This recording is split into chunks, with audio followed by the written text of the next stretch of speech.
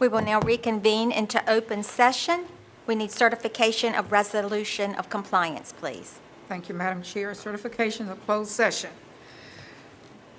I make a motion, the closed session meeting was conducted in conformity with the provisions of the Virginia Freedom of Information Act as required by Section 2.2-3712D of the Code of Virginia, and certify that only public business matters lawfully exempted from open meeting requirements were discussed, and only such public business matters as were identified in the motion by which the closed meeting was convened were heard, discussed, and considered. Second. Okay, we have a motion and it has been seconded. Vote, please.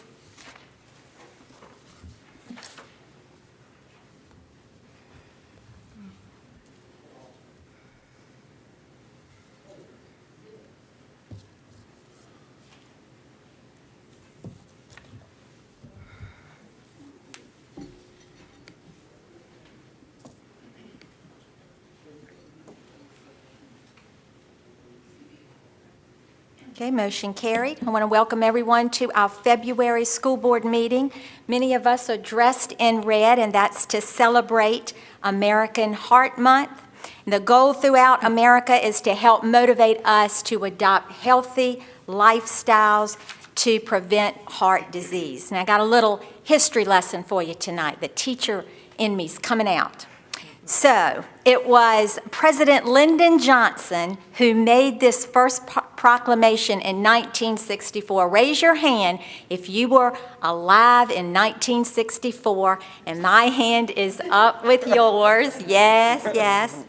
Well, since then, every president in the United States has annually declared February is American Heart Month. And with that being said, I say you're welcome. That was totally free. At this time, Vice Chair Ms. Denise Tynes will lead us in the pledge and the moment of silence.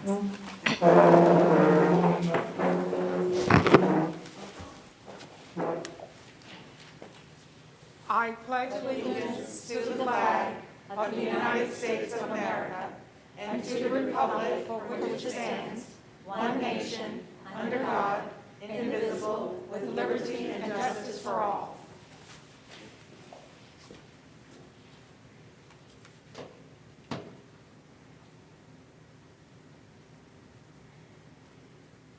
Thank you. Okay, it is now time for our Isle of Wight Achievers.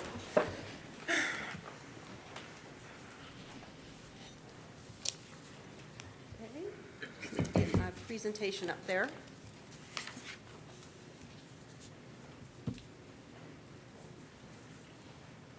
And while they're doing that, I will say welcome.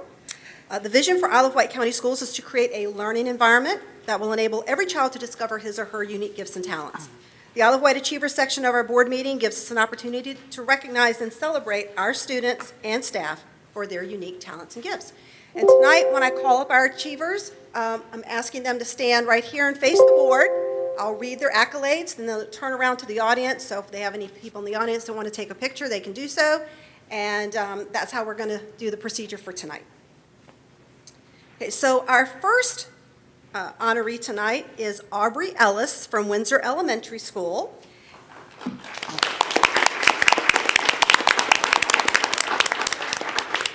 Aubrey was a finalist for the State Computer Science Educator of the Year Award. The program recognizes educators who go above and beyond while using, teaching, or integrating computer science at their schools. Mrs. Ellis was nominated by Chris Hardison, a kindergarten teacher at Windsor Elementary. Here's some of the information Mrs. Hardison shared in her nomination of Mrs. Ellis. Mrs. Ellis opens the world of coding and computer programming to students who would not have that chance otherwise. She is incredibly gifted at working with students who struggle both educationally and behaviorally. She gives them the self-confidence they need and uses coding as the means by which to grab their attention and work wonders in their lives. I'm shocked to have a kindergarten student show me how they created a coding project. Their little faces are so completely absorbed in their project when explaining it. It gives me chills to see what they can do. This doesn't even begin to touch on how much she's helped some of our autistic students. Aubrey Ellis has advocated for computer science in our building, most recently by creating a team of teachers to become coding coaches through Code VA. She's able to see how various coding activities could work in almost any classroom setting, and she is always willing to help make these activities meaningful for both teachers and students. We want to congratulate Mrs. Ellis for everything she does for the children of Windsor Elementary and for being recognized by the state as an outstanding computer science teacher. Congratulations, Ms. Ellis, and I think Mr. Elliott is going to get a photo real quick.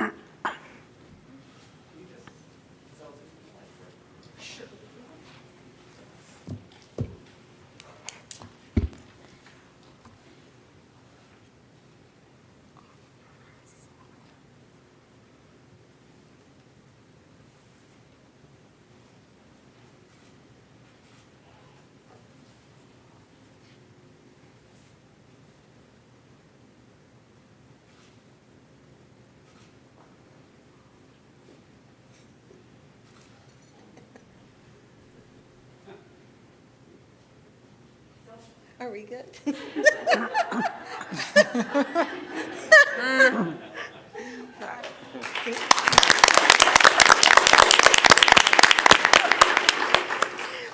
Okay. At this time, we are going to recognize our seniors of the month, and we're going to go back and recognize our January seniors of the month because we did not have them in person in January because schools were closed. Our first senior of the month from January is from Windsor High School, and that's Alex Judah. So Alex is going to join me up here. Alex is an exceptionally bright student who is not afraid to jump into a class discussion to share his thoughts. Alex is always up to date on his assignments, and he has been dutiful during this difficult time and remaining eminently conscientious about his work. Quote, Alex is a very pleasant student and always has a smile. You can tell even with his mask on because his smile reaches his eyes. Every day he makes a point to say, "Good morning, Mrs. Presson," and tells me to have a nice day as he leaves the class. And that's, of course, from Ms. Cassandra Presson, English teacher at Windsor High. Alex plans to pursue a 4-year university degree after graduating from Windsor High. Congratulations, Alex.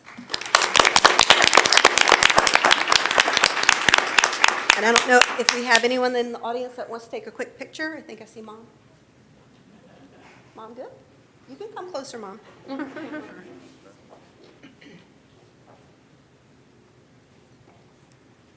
Okay. Congratulations, Alex.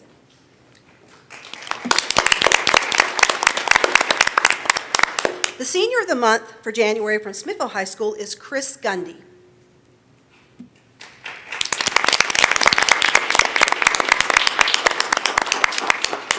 Chris has been offered the opportunity to play football while attending the Naval Academy next year. Chris, quote, Chris has always been a standout student who pushes himself both on the football field and in the classroom. I am so proud of what he has accomplished in his 4 years at Smithfield. And that's from Ms. Margaret Challand, science teacher at Smithfield High School. We congratulate Chris and wish him well next year at the Naval Academy.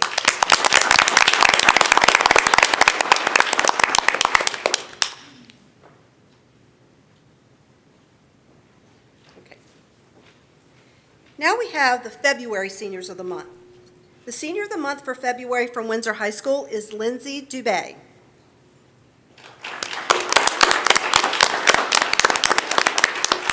Lindsay is that wonder of all wonders, a well-rounded student. She has been an important part of almost all avenues of Windsor High life. She's been a cheerleader, a soccer player, a vital participant in class activities, and a state-level forensic state competitor.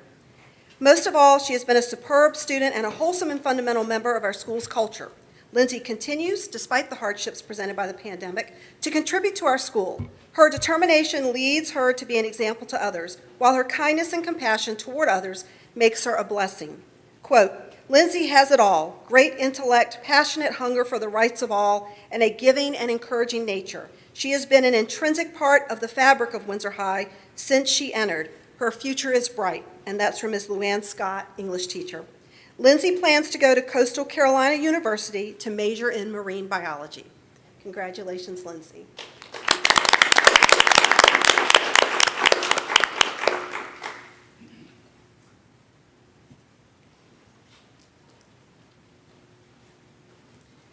And our final senior of the month from Smithfield High School is Daniel Luke Scrivanich. Scrivener.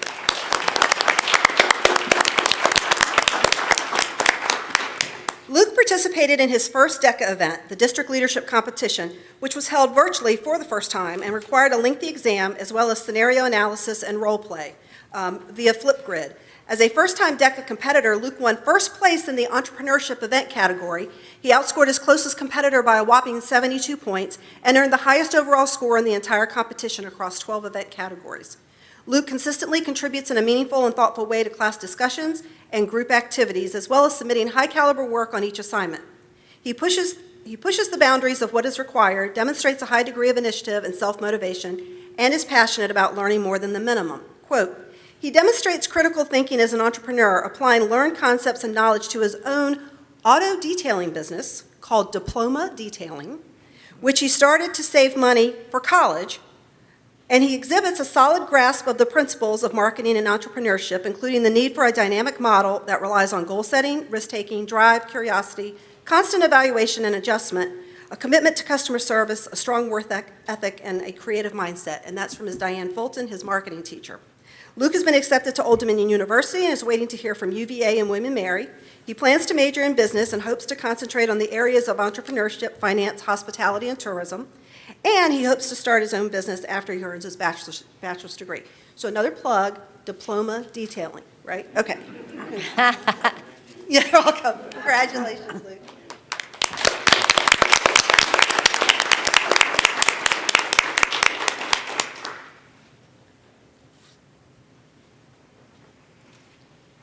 Okay. At this time, we also want to acknowledge this month as being School Board Appreciation Month. February has been designated as School Board Appreciation Month in Virginia, and as citizen leaders, school board members face complex and demanding challenges, yet few people fully understand the scope and far-reaching implications of board members' responsibilities. Tonight, we would like to recognize the vital contributions of our school board members and focus attention on the crucial role these elected public officials play in the education of our children. Their job is to establish a vision for the education program, design a structure to achieve that vision, ensure schools are accountable to the community, and strongly advocate continuous improvement in student learning. That job entails an endless string of meetings, and in most years, school functions to attend, lengthy reports, agendas, proposals, and other information to read and study, and a host of difficult decisions to make. The time spent in board meetings represents just a small fraction of the hours the school board members spend leading the division. They also work hard at seminars and training sessions to keep informed of the latest trends in educational leadership. They're deeply involved in community activities and spend many hours in the schools and at extracurricular events when there's no pandemic. Their love for learning and concern in caring for students, staff, and community drives our board members' desire to lead so students can achieve. In recognition of the dedicated service of school board members throughout Virginia, as I said, February has been designated as School Board Appreciation Month. This is the time to show our recognition and to increase our understanding of how local board members work together to provide a better future for our children. Tonight, we want each of you to know that your hard work has been noticed and is truly appreciated. You have a certificate at your seat from the Virginia School Boards Association, and we have a clip from a video we showed last year. And while Mr. Smith gets that ready to go, I'll say last year we created a nice video of you visiting schools, and unfortunately, we couldn't do that this year. But we wanted to share the last segment of it because it's still really powerful, and we thought it kind of shows how we feel about y'all as board members. You ready? Okay.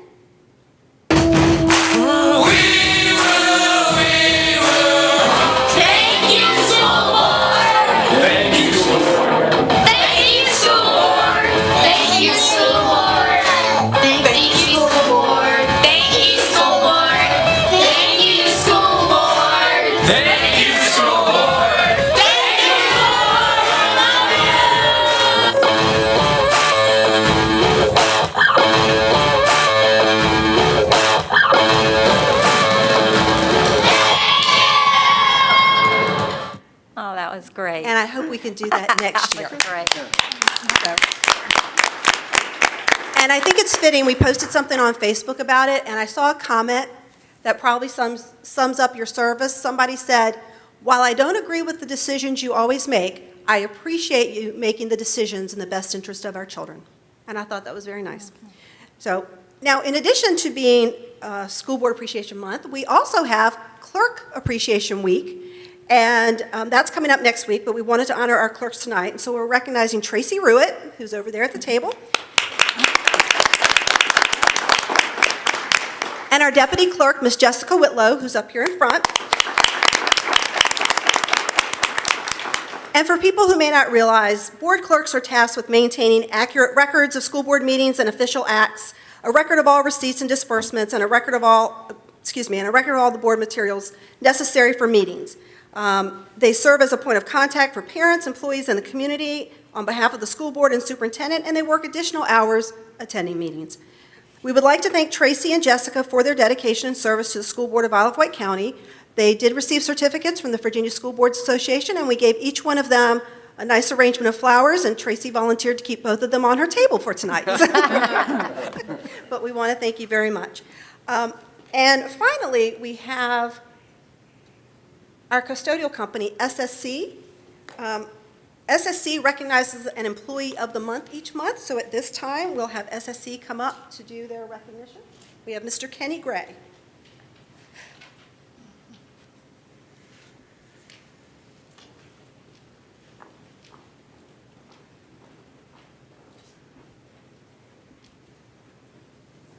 Hello, everyone on the board. How you doing Good today? evening. Today I have the honor of recognizing a friend. Kimmy has been here. You want me to tell you a story, everybody? Kimmy started, really brief, Kimmy started with us as a temp back 2-3 years ago. He was a temp on a project. He was a standout.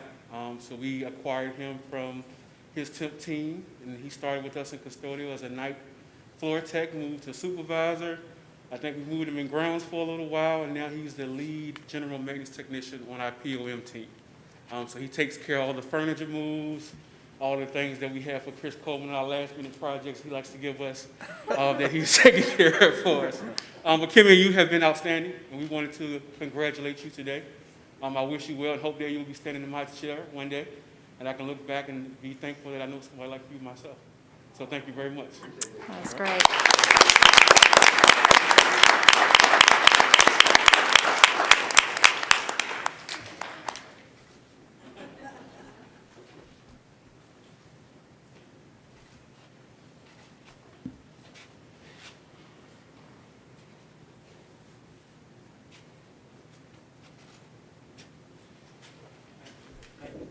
Thank you. And that concludes Isle of Wight Achievers for tonight. Thank you. Thank you, Lynn. Well, that was good. I'd like to celebrate tonight. I will say, when I walked in tonight to come to the meeting, I saw students out there walking just everywhere, and it was such a blessing to hear the buzz and see kids in school. It warmed my heart. Okay, next on the agenda is request to speak. Yes. In accordance can you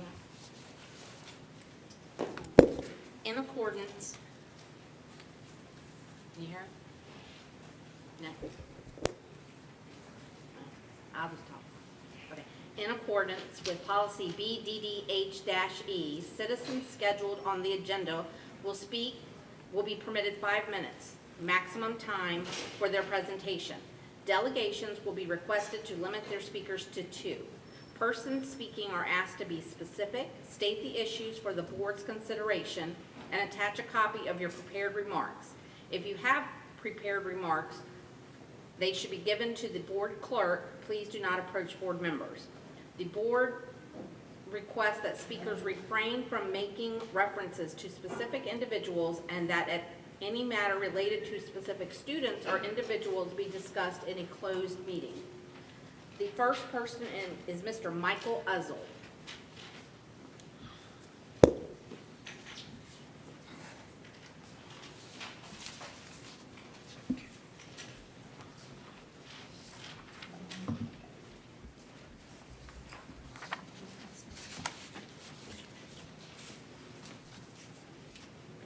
Good evening, board members.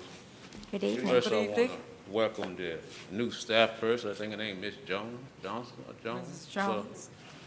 Jones to the, our school system and in the county. I haven't seen her, but I don't know if she is yet. But, oh, there you go. All right. Pleased to meet you. Welcome aboard.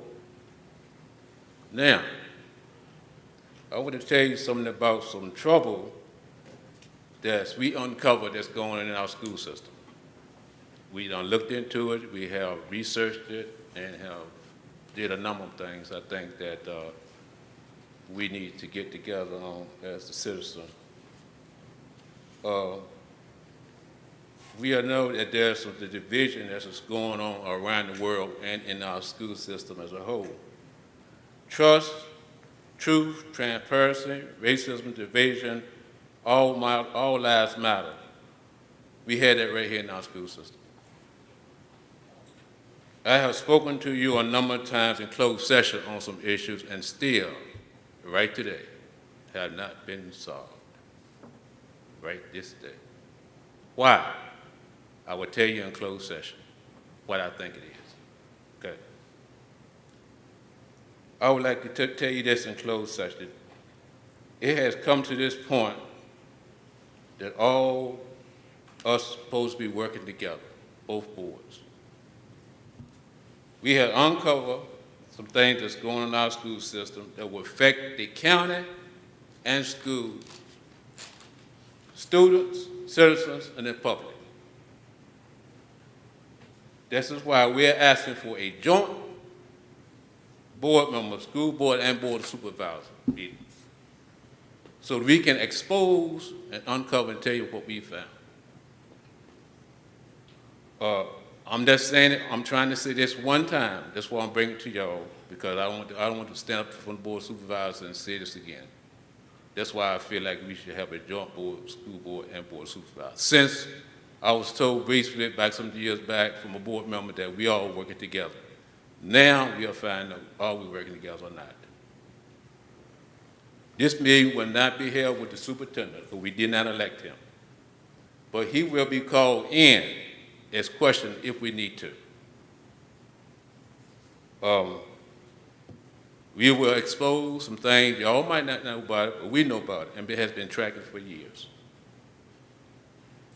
There will be others called to respond to what they know with their actions, so that we can finally solve this issue. If we go back some years back, I brought some to y'all a while back. It should be on y'all notes, because I kept my notes, that we was working on in closed session. And you'd be surprised what recently we found out. The board members used to be asking questions also, so that if any of you knew, then again, any of you might not know, but we know. Remember, you asked us to see something, say something. Now we say, see something, say something, now somebody need to do something. Because what we said, exposed, what we got exposed, will, like I said, affect the whole county as a wide. And you know me, I would do my best to bring something to y'all to solve it before any others get to it. Am I right? That's how I've been doing that for years. So I'm taking initiative from the citizens and others to bring it to y'all in closed session. There will be citizens there, there'll be 1 minute. there will be local citizens, local leaders will be also sitting in that meeting, because we feel like this needs to be solved immediately. And like I said before, you asked us to see something, say something. Now we are doing it. Now we're going to see what y'all going to do about it. So that's why we said we want a joint board meeting with the board supervisor and the school board. Because like I said, if this goes out, it will affect the whole county and school as well. So that's why they asked me to bring it, because they feel like I've been talking to the board, knew y'all, try to work with y'all. And that's what I always did. So that's why I told them, give me a chance to bring it to y'all. Time. So that y'all can at least know something about it before it affect y'all. Thank you for your time.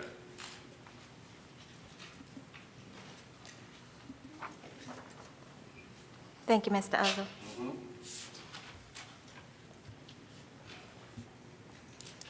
Okay, next we have Mr. Roger Snodgrass.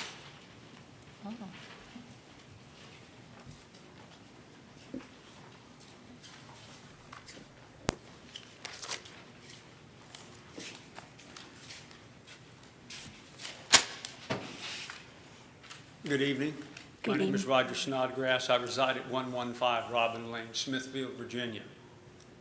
Last month, when I attended this meeting, I arrived early, and while I waited, I read the bios of each school board member. I was impressed with your quest for more education.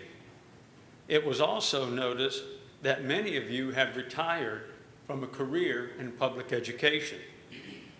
As the public part of the meeting started, I heard one county school administration employee after another mention doing what was best for the children, doing what was best for the children, doing what was best for the children. As the meeting progressed, the superintendent made it known that the school board, whether unanimous or not, was bringing on an employee who would be bringing inclusion, diversity, and gender identification to Isle of Wight County school-age children. I graduated primary education before any of you, and like you, I knew which bathroom to use before I started school. I came to school to learn how to read, how to write, to do arithmetic, add, multiply, divide, subtract, history, basic science, etc. What I can be thankful for is that when I and you were in school, there was not a paid mind confuser telling me that I was not a male, or telling my sister that it was okay for a male to use the girls' bathroom or dress out in the girls' locker room during gym class or compete in girls' sports because they identify as a female, and vice versa. Let's be perfectly clear on this. This is not education in the sense to raise our standing in the nations of the world, where we ranked 27th, where 30 years ago we were 6th. But it's a social experiment pushed by the NEA and destined to ruin the lives of children. This resident of Isle of Wight, this taxpayer of Isle of Wight, is expressing to you that it is not your place, right, or privilege, regardless of what misguided rules or regulations an entity so wholly separated from Isle of Wight has given this school board the inflated opinion that we, the residents of Isle of Wight, need, want, or desire our children to be coerced into a controverted opinion of themselves.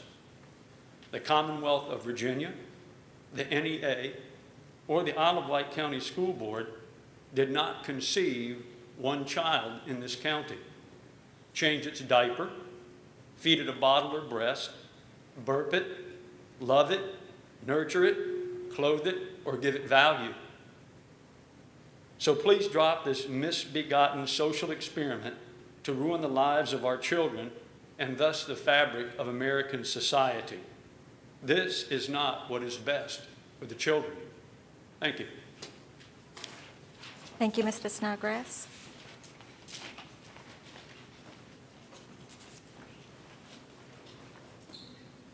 Is that it? Okay. Okay, thank you. At this time is the board member committee reports and/or other information. Good evening, Madam Chair. This past month, I had an opportunity to do a virtual meeting with the SEAC and the SEAC, the Special Ed Advisory Committee. It was very informative for it to be a virtual meeting, and I think Ms. Tynes, I'm sorry. Ms. Tynes, Can you pull hear your me? mic down? Yes, thank you. Okay, I'll start over. Thank you so much. I had an opportunity to do a virtual meeting with SEAC this month, and SEAC is Special Education Advisory Committee This month, they had some special guests to come in along with our staff, and if at your places, they presented 5 behavior tips for the home. A lot of the parents and students as well been having a lot of stressful things going on, especially with virtual learning. And this is just a package that they presented. And it's not just for the students that are in the SPED programs, but this can be adapted for any student in any class or grade. And they also had a little session going on where it was the family assessment planning team. And that particular team consists of, you have the social services department, the courts, services, the community services board, as well as the schools, and they make up the team. And you have the parents as well as the student. And what that particular team does, they sit down with the parents and the students, they assess their goals, standards, where they want to go in life, and from that point, they decide to help them accomplish those goals. And I thought it was very informative to know that we had those organizations in our community, not just in, when I say community, it's not just the Wight County community, but it's in the Hampton Roads community. It's a large branch of people that are willing to help all of our students that are in need. And I'm sure these organizations, although they specify students in the SPED program, but I think it's pretty much open to any student in any school system, whether in the regular class or the SPED class. And we're going to have the next meeting will be next month. It should be on the 17th, but they had there was some planning going on. Someone had an event, so they moved it up to the first part of the month. I think it's going to be around the 5th. Okay, thank you, Ms. Steins. I also attended an all-day VSBA virtual conference. It was for school board chairs and vice chairs. An all-day virtual conference is quite an experience. I got a little taste of what our students do each day, but all in all, it was a very valuable conference. I also met with Dr. Thornton and the NAAC this past month. The purpose was to continue discussion on their concern with equity in Wight County Schools. We introduced the members to Ms. Kiana Jones, the new coordinator of equity and inclusion, and she shared her role and vision as we go forward, and we will be hearing from Ms. Jones later this evening. At this time, we will have our monthly financial presentation. Madam Chair, before we go to the financial, it was something I wanted to mention as well that they covered in that meeting.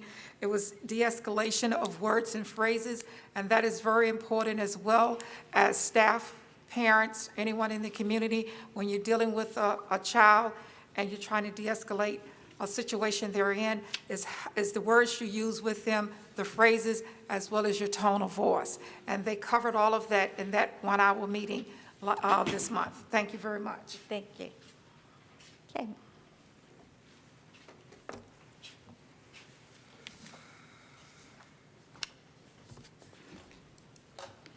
Good evening, Madam Chair, members of the board, Dr. Thornton, and thank you. I just wanted to start by pointing out on your check register that last month, Ms. Tynes there was a questionable payment listed in your check register, and I want to note that in the check register this month, it was credited back to the account in the amount, it was only $98, but it's important nonetheless. So I did want to point out that that was followed through with the bank, and that was returned, and that was a very insightful question. Are there any other questions on the check register before I move on to the financial report? No, I have no questions.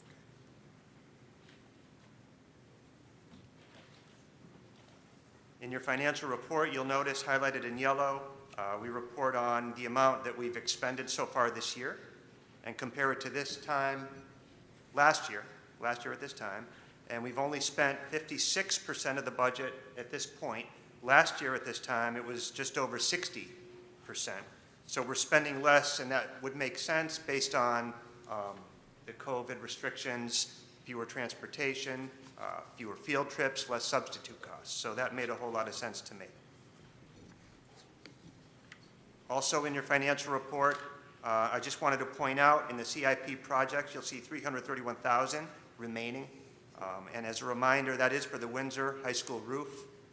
Mr. Coleman is moving forward. I know he had met with contractors today, looking at bids, and we're still on track for doing, replacing that roof during the spring months. So we're excited to get that done. And I did point out last month, I want to remind you, because this will segue into my next piece, your health insurance fund, claims, medical expenses are unknowns. We never know what's around the corner with our health. So it's important that we generate some reserve in that account, and there is just over $1 million as a reserve in that account. Last year at this time, there was only $269,000 in that account, which would have been concerning at the time, so I am pleased to see that we do have $1.1 million in your health reserve.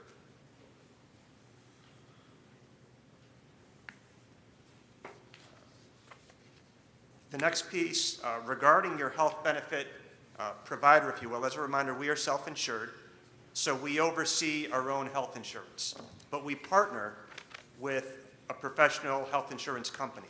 So as a reminder, we had gone out to RFP, request for a proposal, for that health partner. And we did meet, along with our consultant, we met with 3 proposers. BPA is our current provider, Anthem Blue Cross, and Optima. Miss Elliott and I, along with our consultant, we had about a 45-minute meeting with each to go through their proposals. Most importantly, I think most importantly to our staff, is that their doctors are covered in whichever plan we go to. Because people don't necessarily like to change doctors, and we don't want them to have to change doctors. So the size of the network is critical. And the second piece is cost to you and to the staff. As a reminder, the staff does contribute to healthcare, as does the budget and the Board of Education and the county. So we're looking at those two pieces. So I would like to recommend, Dr. Thornton and I have spoken, we've spoken with the executive team to recommend moving forward as a recommendation with Anthem Blue Cross. And we would like to recommend for next month at your March board meeting that the board take action to approve a contract with Anthem. We think it's in the best interest of the staff, and we think it's in the best interest of the board. And by approving them in March, it will give us the go-ahead to work with them so that by April 1st, whenever we switch insurance companies, it's a comfort level of 90 days to switch over.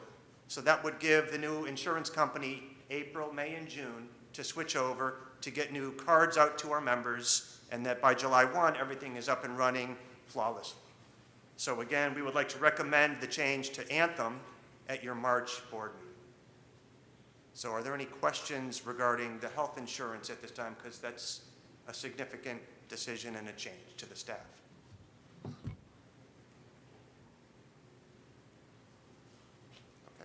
that's all I have. So thank you. Thank you. Okay, at this time, we're ready for the transportation update. Mr. Livingston?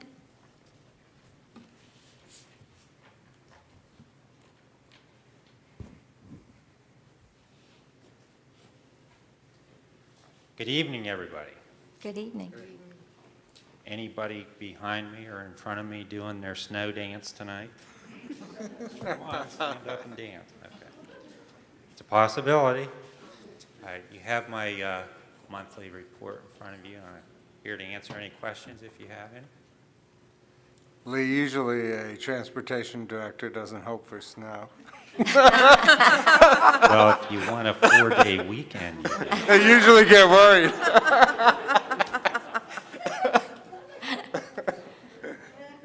I think Ms. Ruitt put some cards in front of your desk. February is a big celebration month, and it's known every year as Love the Bus Month, and that's what your big red bus lips are for there. And it's sponsored by the American School Bus Council. Yeah. And it's just a time that it's a national time of celebration in our industry, that we celebrate what we do with the yellow bus each day, safely greeting our students, known as the statistically as the safest mode of ground transportation. So that's what we do during Love the Bus Month. Very informative, thank you. Madam Thank you. Chair. Madam Chair, I'd like to say something. Mr. Livingston, I'm going to send this right back at you with a big hug to all of your transportation staff, because you all have, a lot of times, it's not that we forget you. We see you first thing in the morning and the last thing in the evening when we see the little yellow buses coming by. But I would like to thank you all for what you have done during the pandemic, because we have, as a board, Dr. Thornton, have made a lot of changes. And you all, just like we said, the children, they can bounce back quick. You have bounced back and made it successful. I didn't get any calls or emails or anything from parents talking about transportation. And I'm thanking you for that, because I'm sure your staff, you all have done an excellent job in transporting the students that needed to be transported. Thank you very much. Thank you. We appreciate your support.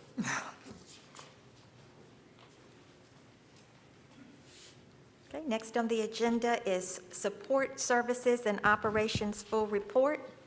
Mr. Coleman. Madam Chair, School Board, Dr. Thornton. This is Support Services and Operations, a report for February. I don't know.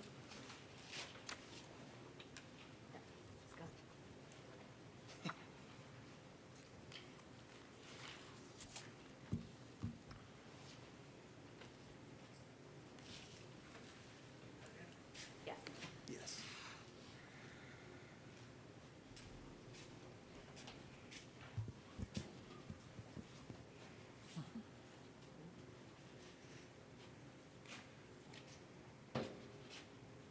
All right. While he's getting that ready for everyone to view, the first thing that we're going to actually discuss is the actual RFP that we're actually into right now. There's a couple of date changes, modifications that were actually had transpired, but just wanted to make sure that everyone knew that February 12th, tomorrow, will be the technical proposals phase 2, and it's due by 3 p.m.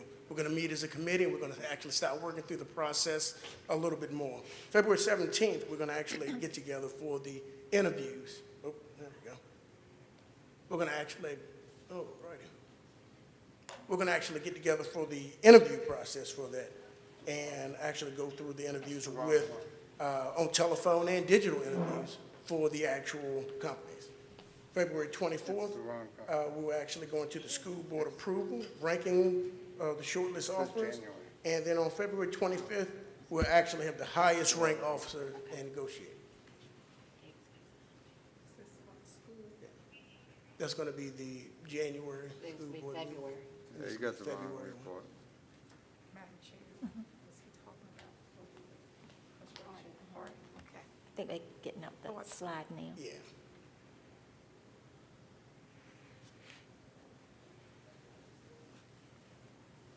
All right. All right. Next, as we were discussing earlier, was the invitation for bid today. That was it was for Windsor High School, the re-roofing project. Now, that was actually located at central office. It was the pre-bid meeting for the actual Windsor High School roof. There we met with several of the actual bidders, and it was an open access community, so I had to actually tell everyone what was going on at the meeting, who was bidding, what companies were bidding, and then we actually ranked those listings also.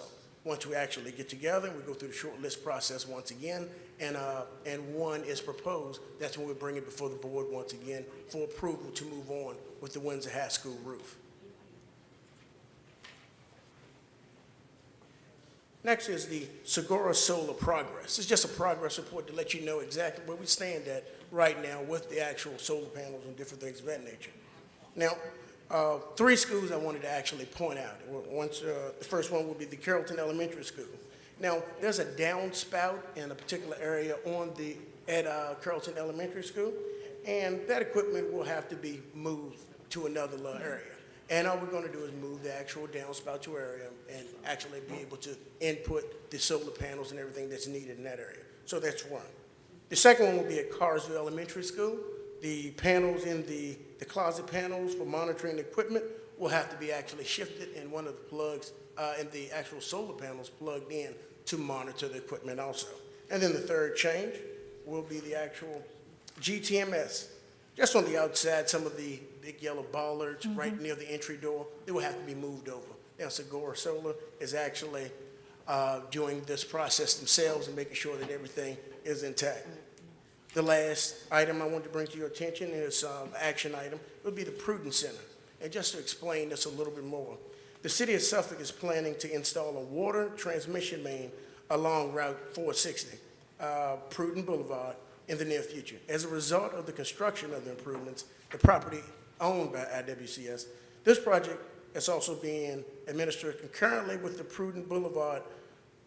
Prudence Road intersection improvement. So it's a project that actually is going on in Suffolk right by the Prudence Center, and a turn lane is actually being put into that area. So, but before they can actually move forward, they had to contact us. So what you're going to be looking at in your packet for action item is just to sign off on a transfer of deeds. And this transfer deed of easement has been prepared and is actually in your packet. Are there any questions concerning the deed at this time? No, we reviewed that ahead of time, but I asked that we have information brought to our citizens tonight because, you know, when we parted from Prudence, Yes. we were getting an amount of money each year, and I was going to have us review that. Do you have that information, Dr. Thornton? Yes, Madam Chair. I have a part of the budget presentation, but I have it for right now.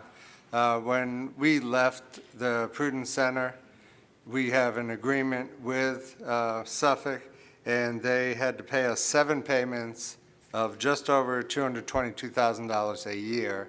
They pay that every March, and we have 4 payments left to receive, and the last one is in March 2024. So every March, we receive that payment. So for the transfer of deed, we're still on the deed, and we don't need to be. That's right. And we shouldn't be making decisions for Suffolk County.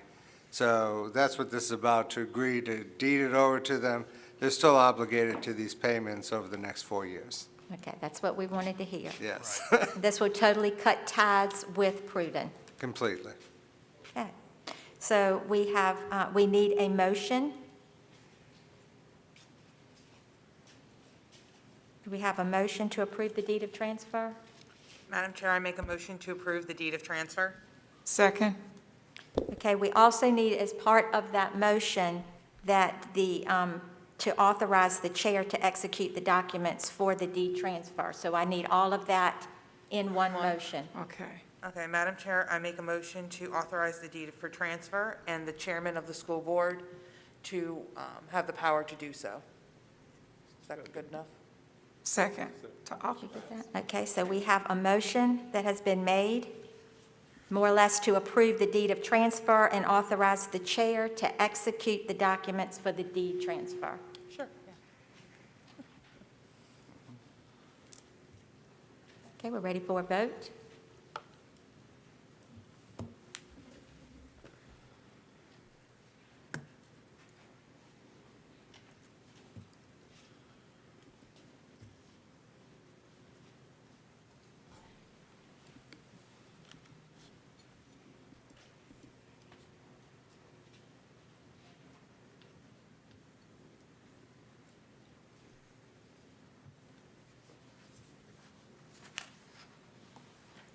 Okay, the motion carried. All right, Madam Chair, that concludes the support services and operations brief, unless there are any questions. Well, I did want to say, as you were talking, it's like I've seen slides of what you were saying. So I think it was slides in the packet. They ran it back. The slides that Okay. you actually seen 'Cause were. I thought so, okay. Because I could see everything Yes. you were talking about. Thank you Madam very Chair, much if- for your graphic. The wrong one was sent to technology, so the correct one is attached on the agenda. So Right. that is the one that you reviewed, went for Right. the review, but the wrong one was sent to technology. Okay. Madam Chair, I have a question. I don't know if this is more appropriate under return to learn or if it's more appropriate under facilities. With us going back next week, is all the furniture in place in all the schools to make sure that spacing, do you want me to save some of these questions for return to learn, or do you prefer it now? You can ask it now, yeah. Okay, so for the furniture we were putting extra furniture in. Yes. Is that all in place at this point? Because they're coming back Tuesday, correct? Absolutely, absolutely. That's something that we're working on actually today with not only furniture, but with actually the plexiglass knees guards also, excuse me. But yes, furniture is in place. We have a list from every single principal. We made sure that we counted the classrooms and counted each classroom with the students that actually coming in to make sure that each student have an individual desk and actually a space appropriately that we have. So yes, we have moved forward well already. SSC will be actually working on Friday and Monday to secure it. But yes, that information came directly from the principal and the teachers of how many individuals within each class. Okay, and then are you guys in charge of buying the face shields and stuff for the teachers too? That's all in place going into Tuesday? Yes, the face shield, well, the plexi guard, the sneeze guard on the desk, yeah, that was actually delivered yesterday. It was dispersed today. So every school will have their shields ready to go. And my last question towards you for the return to learn is the AC at Carrollton. I heard it was not working 110%, and that's going to be important going into making sure the ventilation is properly moving when all Absolutely. those students are there. Now- Is that going to be up and running properly come Tuesday? The heat at Carrollton? or The AC? heat, the heat and AC system, yeah. Absolutely. At this time, I have to check, once again, I have to check with the maintenance department, but at this time, the heat was working, but it was working too much. It was actually overworking. So we Okay. actually had to cut the system back. So it was actually too hot in several different classrooms. So that's the information that I was given. I would definitely have a more in-depth report for you next school board meeting. But yes, the report that I have given, it was working over much, so. Yeah, I just want to make sure everything is like good and Oh, flowing absolutely. come Tuesday, because you don't want anyone to be sweating it out Right, in those rooms. right. It's the same as freezing. And Madam Chair, if I can just clarify, because I don't want misconceptions, because you guys voted to have new furniture as well at Carrollton. That furniture has not arrived and is not going to be in place Tuesday, but they already have individual desks. They're the old square desks, but they're still individual desks placed appropriately, and there's enough. So it's not the new ones, because someone might be thinking, oh, we voted for these new ones. Right, So that's they what I'm should be in soon. Okay. So every student has a desk, but they're not Yes. necessarily the new furniture we No, got. Correct. that will not be Okay, until that's March. what, yeah, thank you for Okay, the for clarification. clarification. And also clarification on the shields. The desk shields are not a mitigation strategy that has to be in place. We gave out shields that we had, I think it was 3 or 4 to every classroom in the division. Teachers have used them for small group reading, sometimes one-on-one in the high school or middle school. We were able to get an additional 400 shields. And these actually are 2 pieces that can fit on those more triangular desks. And again, we do not have one-to-one shields per desk. We've reached out and we've asked teachers to actually tell us if you'd like shields. And some prefer them, some give them to another teacher who may like them. So you will see them, but it's really dependent on a measure for whether the teacher wants that in their room. Okay. So, just wanted to clarify. Were there any other questions, ma'am? Those are my questions regarding that for you. Absolutely. Yeah, I'm good now. Thank you. Thank you. Thank you. Okay, next on the agenda is a report from the superintendent, and we're going to begin this section of our meeting by welcoming Ms. Kiana Jones. She will come to present to the school board for the first time the Equity Plan Phase 1.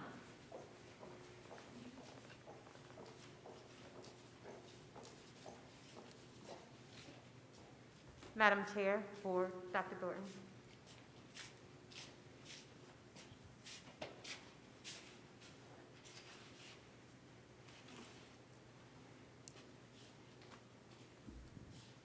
Thank you.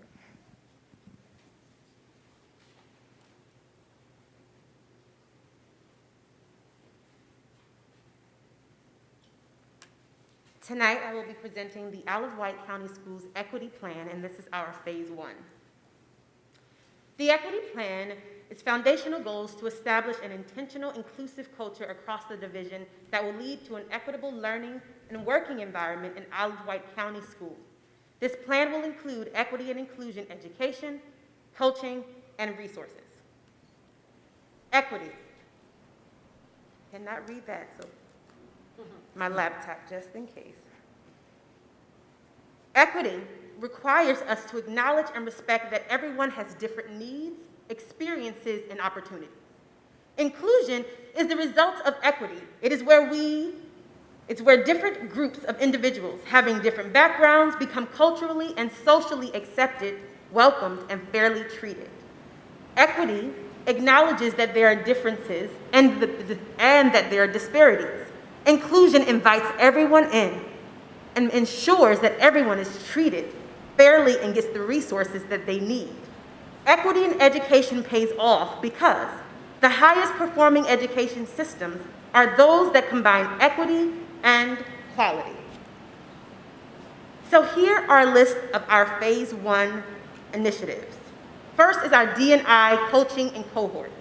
Dni stands for diversity, equity, and inclusion. Diversity recognizes all the differences in our social identities. And so with our coaching sessions, we plan to start coaching with our executive team, our principals, our assistant principals, coordinators, instructional coaches. This coaching starts next week. However, our executive team started coaching last week and then earlier this week. Our goals for our coaching session include, but not limited to, addressing historical systems of inequity, defining equity for the division, establishing shared language, developing restorative action plans, conducting equity audits for each school and the division, and creating equity community agreements. Our equity audits will conduct a comprehensive assessment of the division's diversity, equity, and inclusion practices and policies to identify disparities and opportunity gaps along racial, social, economic, gender, or other major demographic groupings.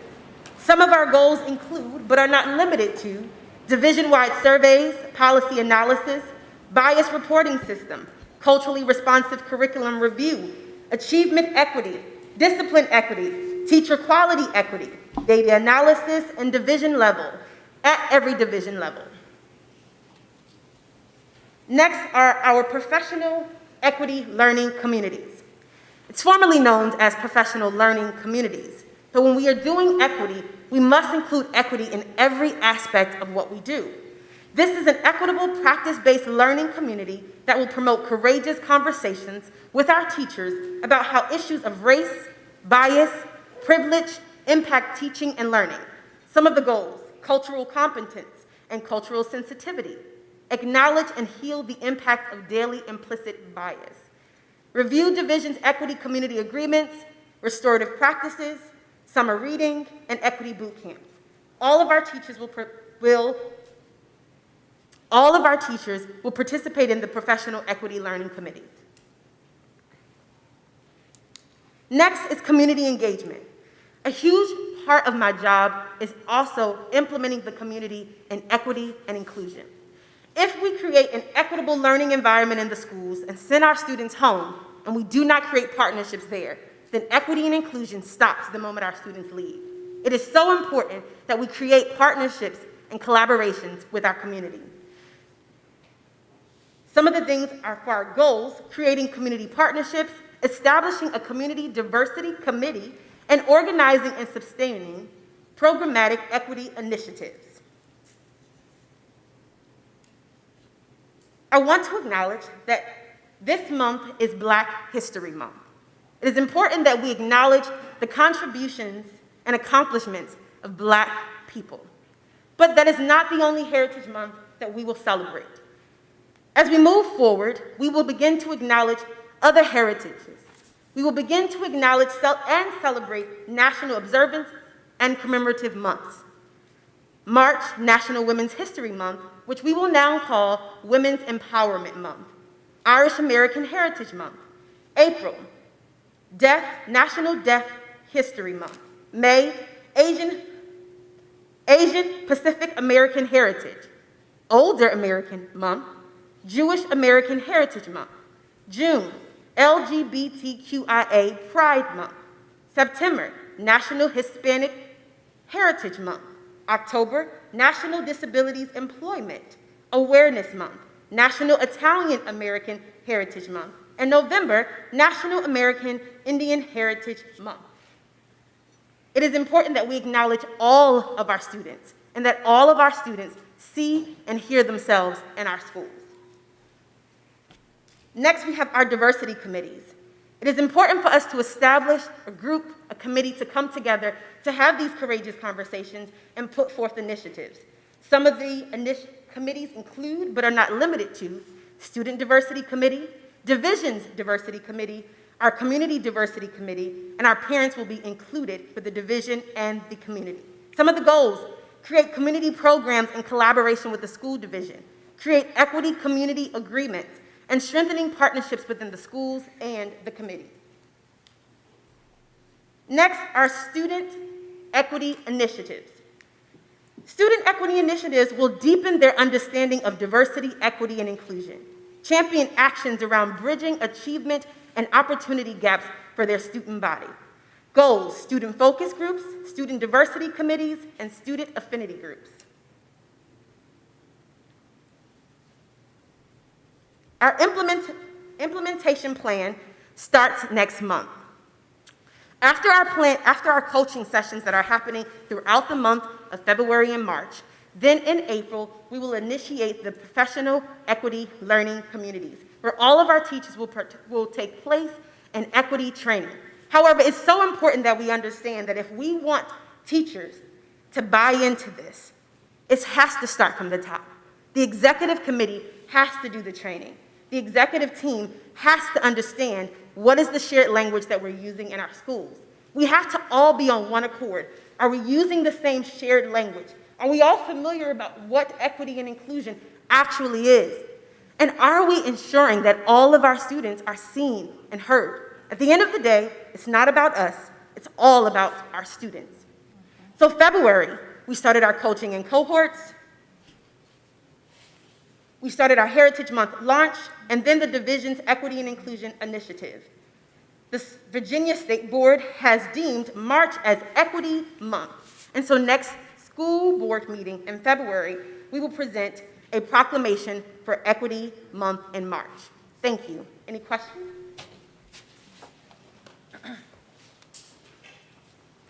One, welcome. I'm excited to see you here. Thank you. I do, it's more like a statement than questions, but I do have 3 kids in the school system currently, a 6th grader, a 3rd grader, and a 1st grader. And I went through a school system that, was harsher. And so I understand what it is to be different than everyone around you. And to have someone there who's coaching teachers to be more inclusive, to help people understand the needs of other people, because sometimes ignorance is our biggest problem with it. And it's not a malice or anything, it's just a lack of knowing. And sometimes we need to know people and learn things and connect. And so I appreciate you bringing that into our school system in a deeper level. I'm hopeful that with this inclusion, you'll see lower suicide rates of students, because that's a huge problem for a lot of kids who are struggling, feeling included, feeling important, because we all are who we are. Mm-hmm. And I'm looking forward to seeing what you can do in our system to just grow and expand and make it a more inclusive environment for everyone, and a respectful environment for everyone. Yes. So thank you for coming and working with us in Isle of Wight. You're very welcome. And a big part of inclusion is a sense of belonging, and everyone needs to feel like that they belong there. We can invite them in, but are we making space for them to feel that they belong?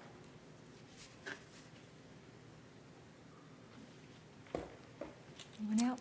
Thank you. Madam Chair, I'd like a little follow-up statement.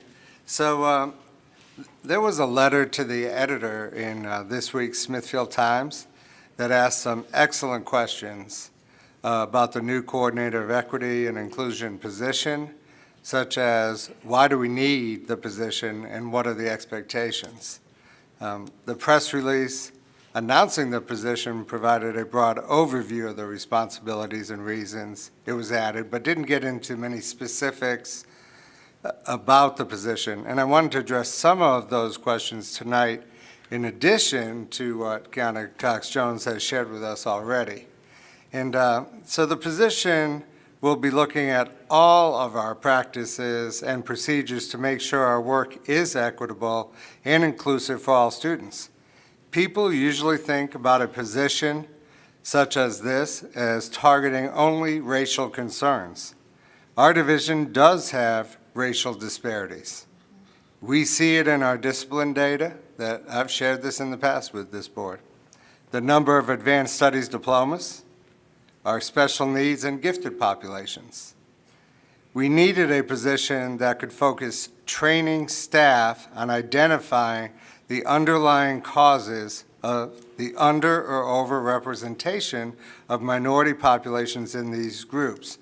So I want to emphasize, we need someone for training.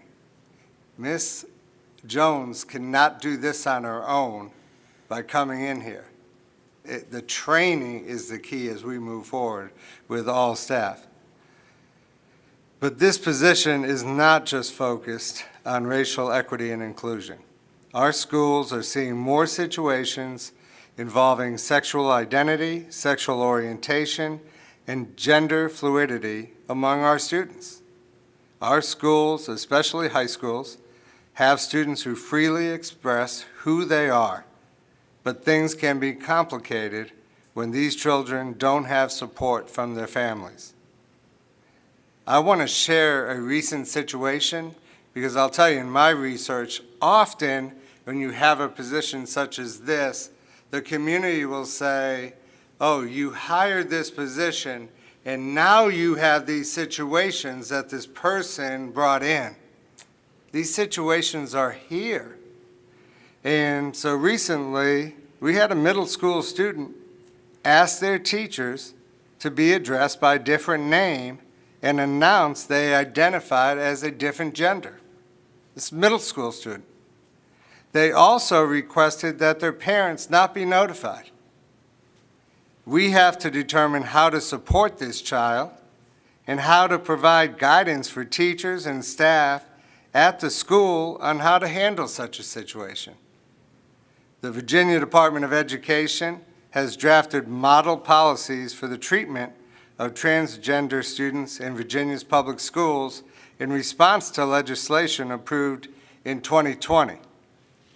Although they're not finalized, we're using this document for guidance, but we've already sought legal advice from our school attorney for handling these situations. A lot of these situations are new to us. I went to school many years ago, and students weren't open in expressing these things. Our coordinator of equity and inclusion, Ms. Kiana Cox-Jones, will be involved with our process and procedures for supporting our students who identify as members of the LGBTQ community. One thing we have noticed is students are much more accepting of their classmates who are different from them, especially with sexual identity and orientation, than perhaps students did 5 to 10 years ago. Ms. Jones cannot solve all these situations by herself. Training all staff from the top down is the priority for a common language and common understanding of what equity, inclusion, and bias looks like in our schools. We want every child to be comfortable being their true self while at school, and we will be addressing any barriers that may prevent them from discovering their unique gifts and talents. That is our vision, to discover your unique gifts and talents. You can't discover that if you are scared and feel unsafe at school. And so this is a major initiative. This is not political. This is about helping children find themselves, working with them, working with their families, and working with the community for the success of all of our children. Thank you. Thank you, Madam Chair. Board, Dr. Thornton. Thank you, Ms. Jones. Okay, next on the agenda is Ms.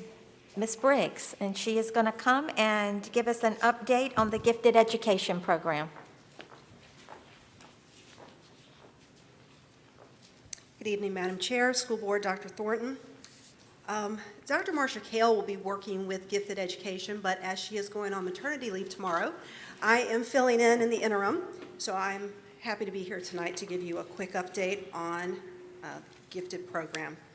Since our last board meeting, the Gifted Education Advisory Committee met January 19th with 21 attendees, and this was a Zoom meeting.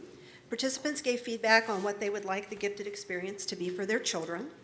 We also had held student focus groups with elementary, middle, and high school students and surveyed middle and high school students regarding their gifted experience in the division.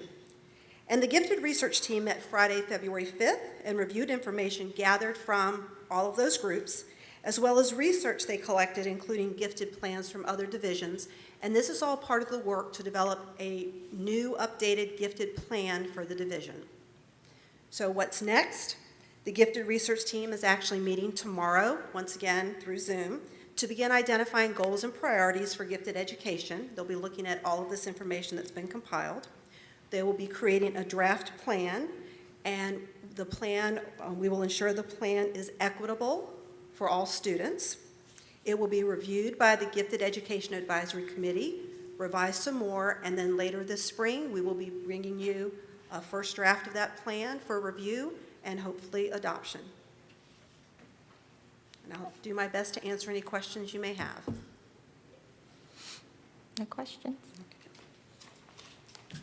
Next is the proposed school calendar, and you get that prize too. I do.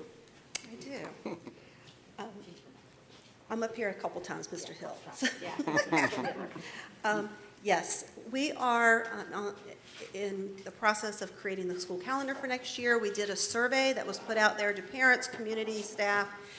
We actually had over 1,600 participants in the online survey, which is, it seems like calendars are very near and dear to people's hearts.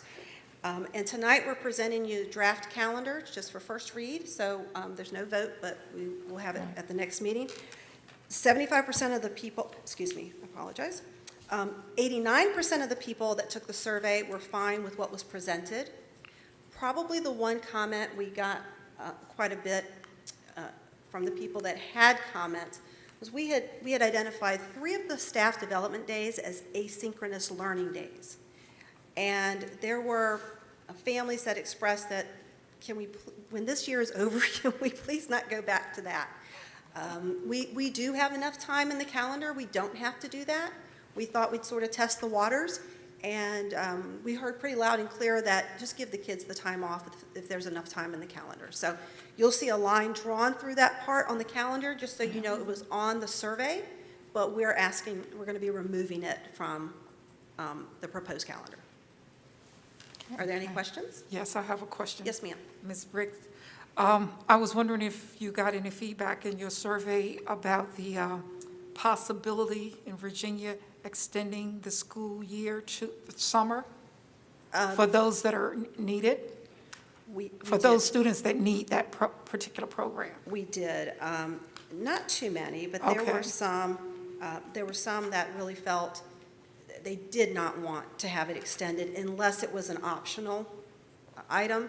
They really felt their students needed a break to have family time over the summer, but they did support optional programs for students who may need that support, not just across the board. Right.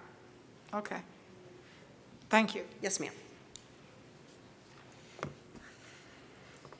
Okay, next is the comprehensive strategic plan for 2021 through 2026. I think, Madam Chair, do we have one item right before that? Yeah, it was a that. proposed, a change to the calendar? Change calendar. It might have 2021. 15.4. 15.4. Okay, I'm looking at the old one. Oh, I'm sorry, Ms. Carr.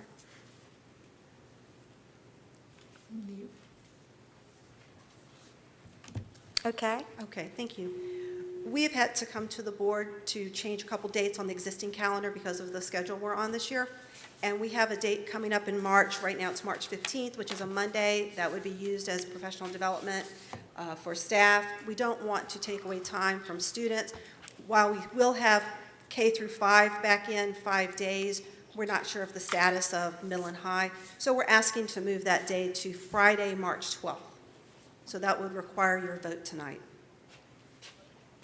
Okay. This is an action item. Do we have a motion?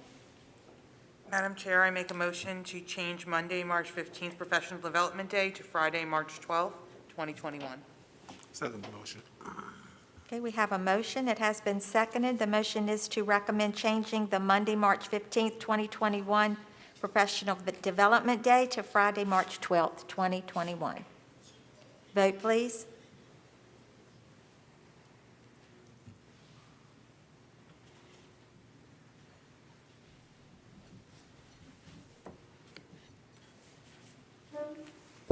Mr. Wilson, could you hit your button again? It didn't go through.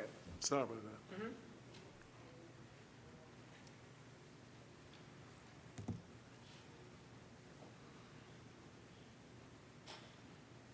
Okay, got it. Got Thank it?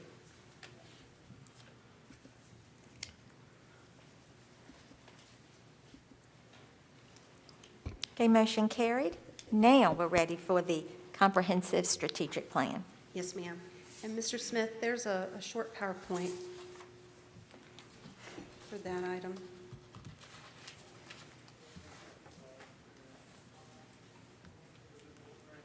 Yes, sir.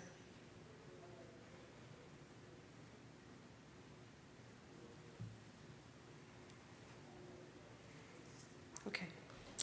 The current plan for Isle of Wight County Schools actually ends this year in October, and Policy AF outlines expectations for a plan, so we're moving forward with developing a new plan.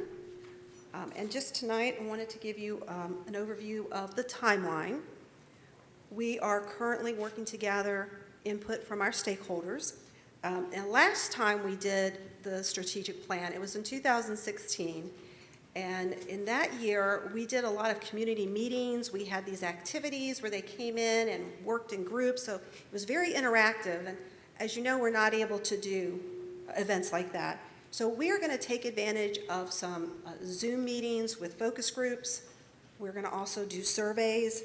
We'll be working with parent groups, student groups, employees and community members.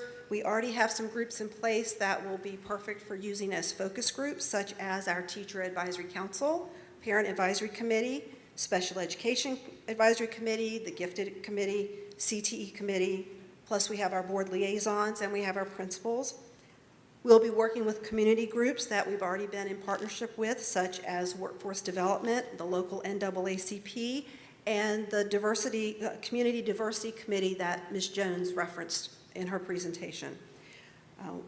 We will have Ms. Jones involved throughout the process. We want to make sure that the entire plan is equitable and has an equity lens throughout it. It will not be one part of the plan. It will be incorporated into the entire plan. And we will be bringing you a draft in August. We are required to have a public hearing on the plan, so we would look at September for that, with adoption of the final plan in October. So I don't know if you have any questions for me at this time. It's very preliminary, but we wanted to let you know where we're headed. Okay, thank you. Thank you so much. Okay, next on the agenda is the proposed school budget. Am I quick?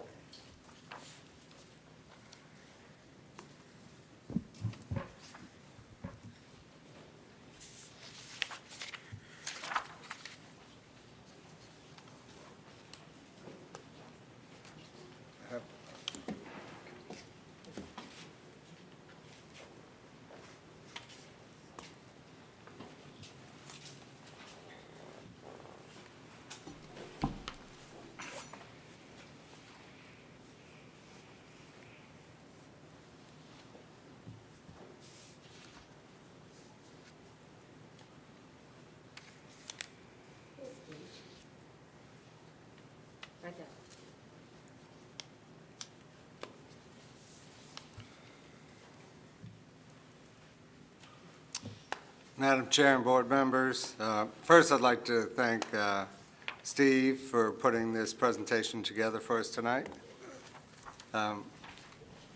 As we go through the recommended budget, we're going to look at division values, the enrollment, revenue comparisons, additions and deletions for fiscal year '22, and then appropriation comparisons. The 21-22 budget is a spending plan based on revenue and required expenses, and it's a working document that addresses the goals and the mission and vision of our school division. And lastly, and probably more now than ever, a budget is flexible, and it's based on unanticipated changes and priorities.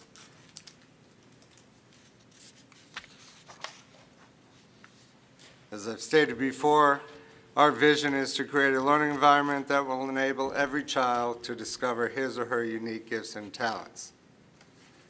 Some of you reminded me and our team at a previous meeting this year and a work session about the budget to remember the unique gifts and talents.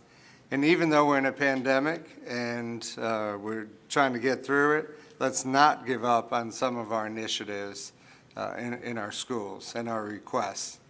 So we kept that in mind as we prepared this budget. Enrollment. This is directly from the Virginia Department of Education, and you see the dramatic drop this year due to the pandemic.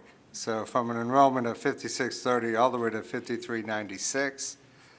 And the estimate from the Virginia Department of Education is still 5388.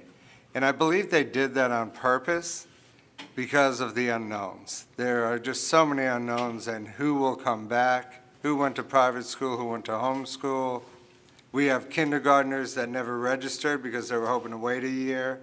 So we could be looking at an explosion in kindergarten in what's called like a bubble class coming through. But I do want to thank the governor for putting in a hold harmless fund and gives us some stability moving forward. Even the enrollment looks very dramatic up there. And for those of you who don't know, we're funded by the enrollment by the average daily membership. So that's a critical number as we move forward. So revenues, our state revenues first. In the general fund, you'll actually see an increase there of almost $1 million. And that is due to a brand new line put in the budget called no loss funding. And so it previously was not in the budget documents from the state. And in that one line is $1.6 million for Isle of Wight County. So you can see the impact of the ADM if they had not done that for us. And then you'll see textbook fund, which is a separate fund that went down slightly. And then grants, those are technology grants, that stays the same. So you see an increase in state funds of almost $1 million. From the county, you'll see no increase asked for in general funds. And this revenue is different than most years that we've looked at, because you'll see the CARES funding on the county side. That was $540,000 the county gave to us and appropriated for furniture earlier in this budget year. So you'll see a decrease of $540,000, but that's because of the CARES funding. You'll also see a decrease of about $9,000 in textbooks fund, and that's driven by the state numbers. They decide how much is textbooks from the county and from the state. And then capital improvement, you'll see that going from $500 to $250. Traditionally, the Board of Supervisors funds us $250,000 a year in capital improvements. And at the beginning of this year, if you remember, we had major chiller issues at Smithfield Middle and Carrollton, and it wiped out almost all of that 250,000. So they did give us an additional 250,000, and they have been a very good partner to us along the way, especially understanding we need to take care of the infrastructure of our schools.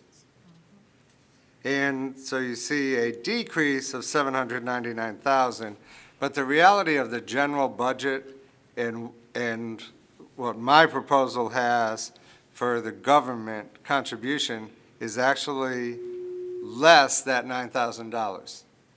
So basically level funding and not asking them for any additional money. And a lot of that is due to the unknowns that they are facing too, and citizens are facing. So we tried to put a budget together that would not impact the county at all. Next, where you see revenue local, those are fees we collect, building rents, tuition. You will see we're predicting a decrease in tuition, and that's historical data. It's trending downward. And then you'll see in there the other category, and that's where the majority of the Prudence Center money is. So we receive that revenue, like I stated earlier, every March. And then E-rate, we're looking at a slight decline in that as well. At the federal level, your title funds, you see slight decreases. These funds year after year stay about the same. Title, IDEA, Carl Perkins, and then the newest one, of course, is the CARES Fund again. So in addition to the 540 that the county gave us, we received approximately 530 at the beginning of the year, and that could be used for 2 years. Then, if you remember, like last minute, I believe it was in November, the governor released additional monies to school division, and we received $981,000. That had to be spent by December, and we did spend that money. Again, furniture and some of the other CARES money we had spent could be like reimbursed. So we spent the 981. We still have quite a bit of the 530 left. So that's good. And then you'll see in next year's the $2.1 million that we just found out that we will be receiving. And that will go through 2023. And I'll talk about that more later in the presentation.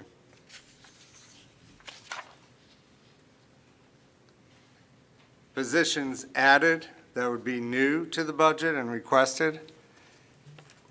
First, in special education, 3 self-contained programs, 2 at Hardy and 1 at Carrollton. So this is 3 teachers and 3 aides, and these are driven by special education numbers. Next is a Spanish position, Spanish teaching position at Smithfield High School. They've been requesting that a while. Our numbers are extremely high in Spanish, and so we really feel like we need to fill that position.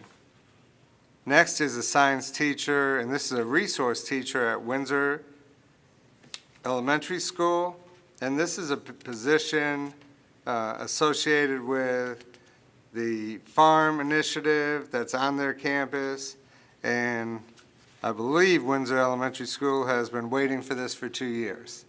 It has been in the budget, and it's been something that has been cut.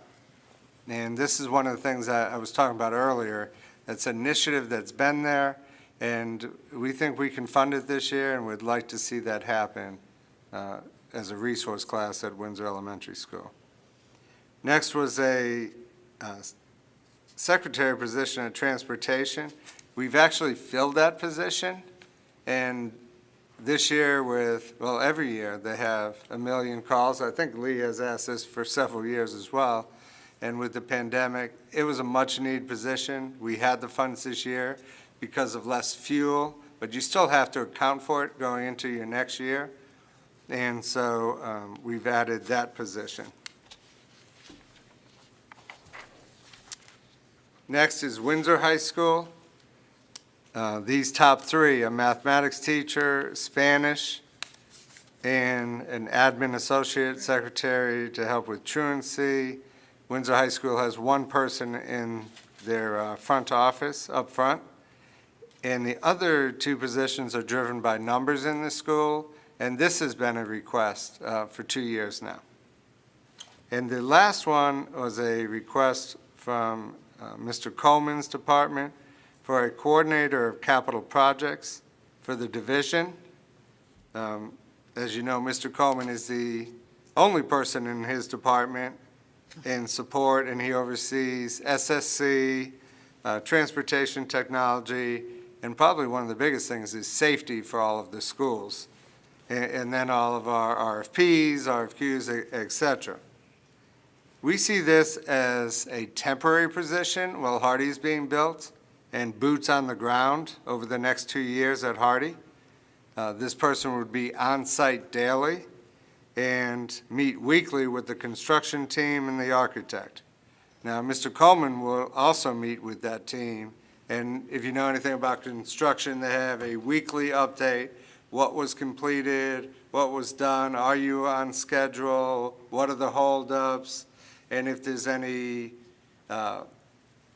there's some give and take there in looking at that. Did that really happen? Did it not happen? And discussion. It's really our eyes on the ground, making sure those things are done. So I'd love to say in a perfect world, the construction company and the architect is going to say, Dr. Thornton and Mr. Coleman, this was done. Yes, perfect. I feel a little better if we had our own employee, boots on the ground, that could verify that for us and for the board, and this person could give the board updates to the process. And we think this is fiscally responsible. In the past, people would hire a firm to do this, and this could cost about $600,000 with a firm that does this, an outside firm. And with us using construction management at risk, we feel like if we just have a person, boots on the ground, we would be in good position. Dr. Thornton, I have a question. Yes, ma'am. On that position, coordinator of capital projects. Yes. You said it would be temporary. I understand it's going to be temporary, but would this, I don't know if you're going to have the same individual, but would you said Hardy project, are you also thinking about using that same individual in the position for the West Side replacement project? If that comes to fruition, yes. Then Okay. it could be a 4-year position. Okay, all right. Right. Yes, Ms. Euler? Something we talked about that I don't see in positions added is additional reading specialists and math remediation specialists for the younger Okay. grades. I don't see those positions in here as something we're calculating into the budget. Okay.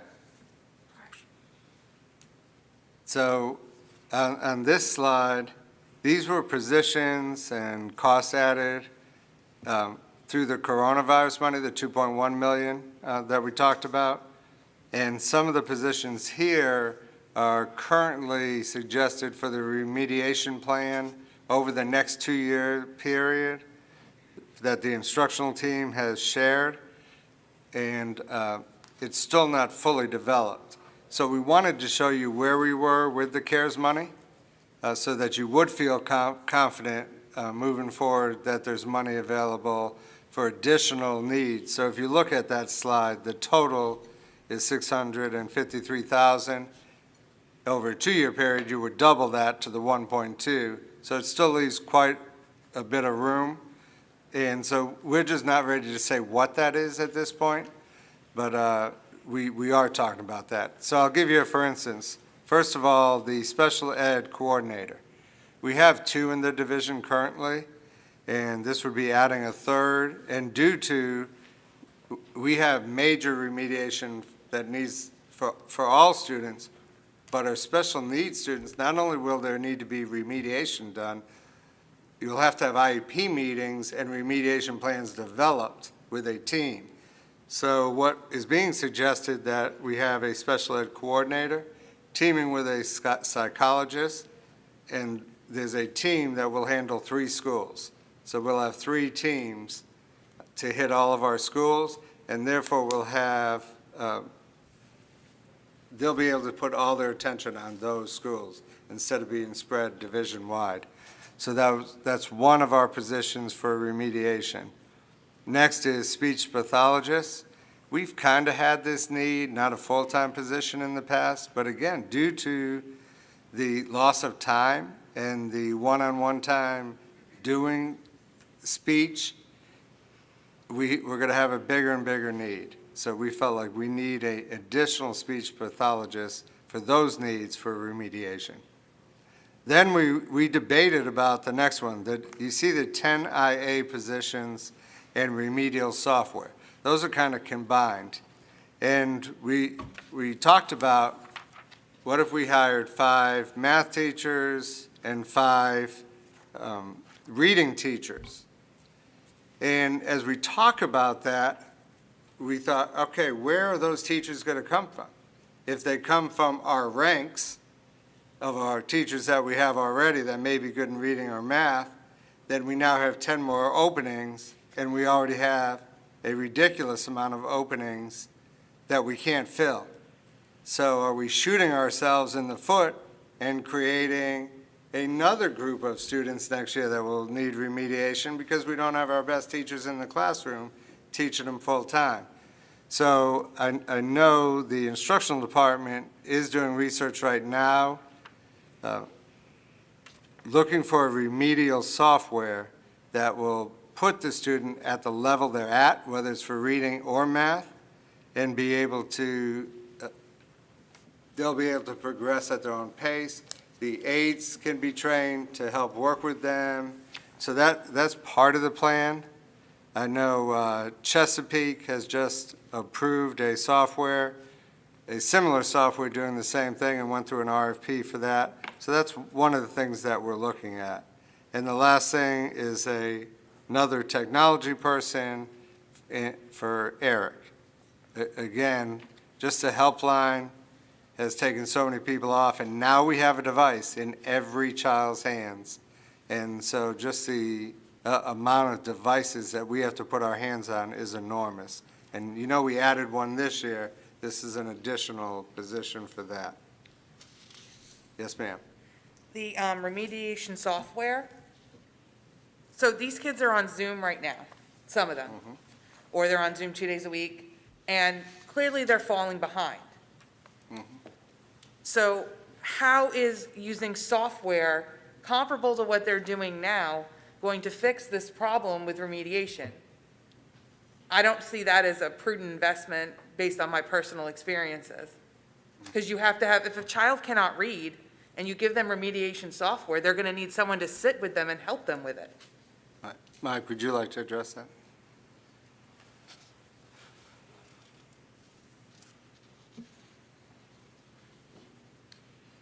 That was one of the questions we asked, by the way. Because, I mean, this doesn't, like, if a kid can't read, how are they going to use software? So in regards to the remediation software, I think, first of all, you're talking about using something that's being used in conjunction with the classroom teacher, with the daily reading instruction, with the small groups and individual sessions. So the type of software that we're looking at is adaptive. What it would do is take, for instance, our STAR data for our students. And based on that STAR data, it would put the student where they need to be at their starting point. The software is also adaptive, as Dr. Thornton was mentioning. So as a student is progressing, the software is working with them where they need it. But to go more into your point, what the software is also doing, much like an ST Math that you're familiar with, what the software is also doing is it's giving the teacher and the, for instance, in this scenario, the IAs working with the students, weekly reports on how the students are doing within the activities, but also then it can lay out for each individual SOL, whether in reading or math, how the student is performing. It will actually, for the teacher, be a great time saver because it can actually group the students and say, okay, well, these 4 students experienced some difficulties in this area this past week. And then it's actually going to give the teacher resources and activities that are research-based. Again, that's a huge time saver for our teachers.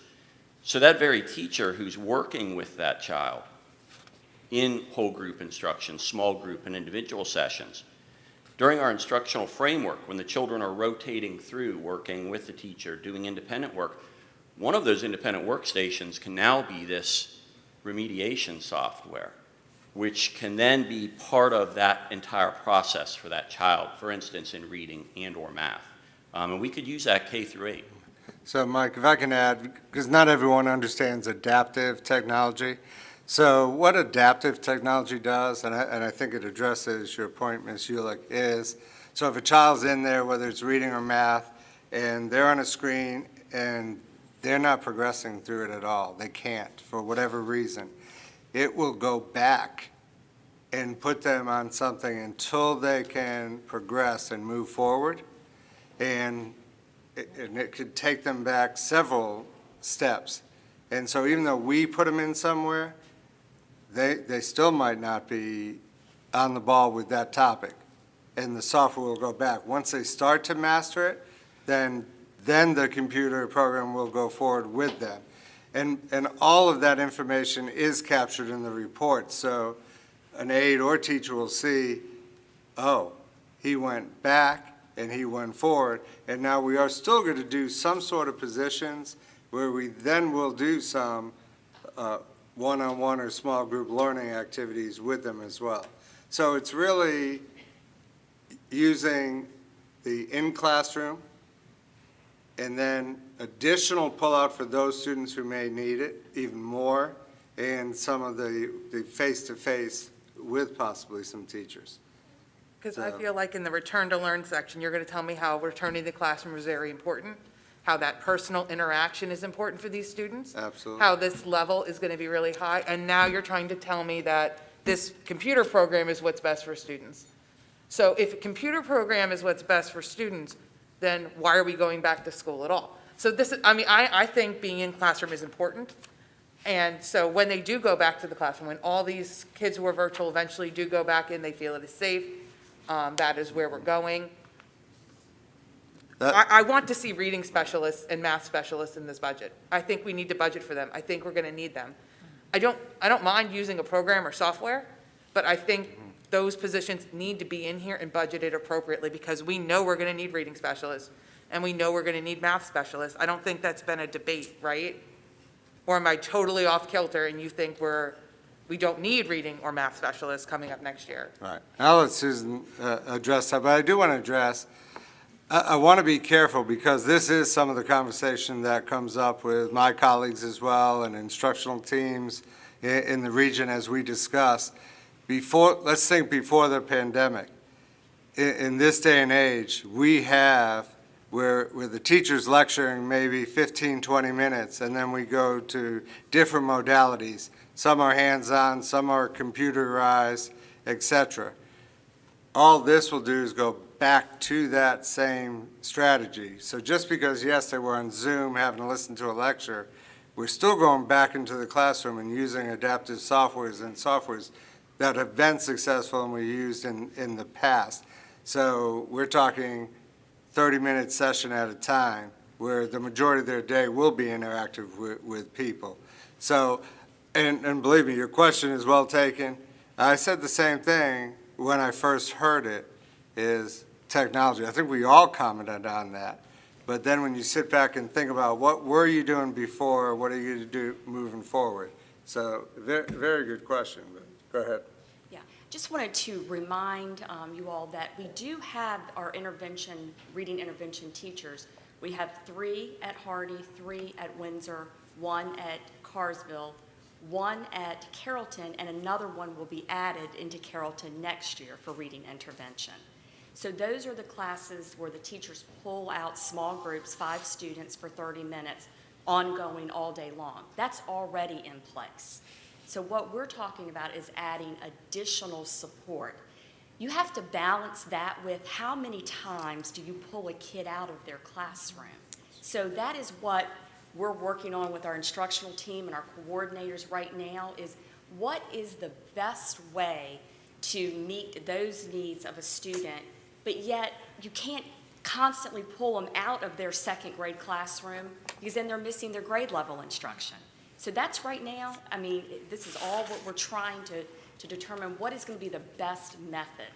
In that plan, let me just add this real quick, in the plan of the 10 IAs, we're looking at possibly 3 of those IAs to support Carrollton, West Side, and Carsville for additional supports, whereas Ms. Cooprider would provide them with training on what to do, and then we would kind of set them forward with the reading coach to help, to drive their day-to-day interactions with kids, what that schedule would look like.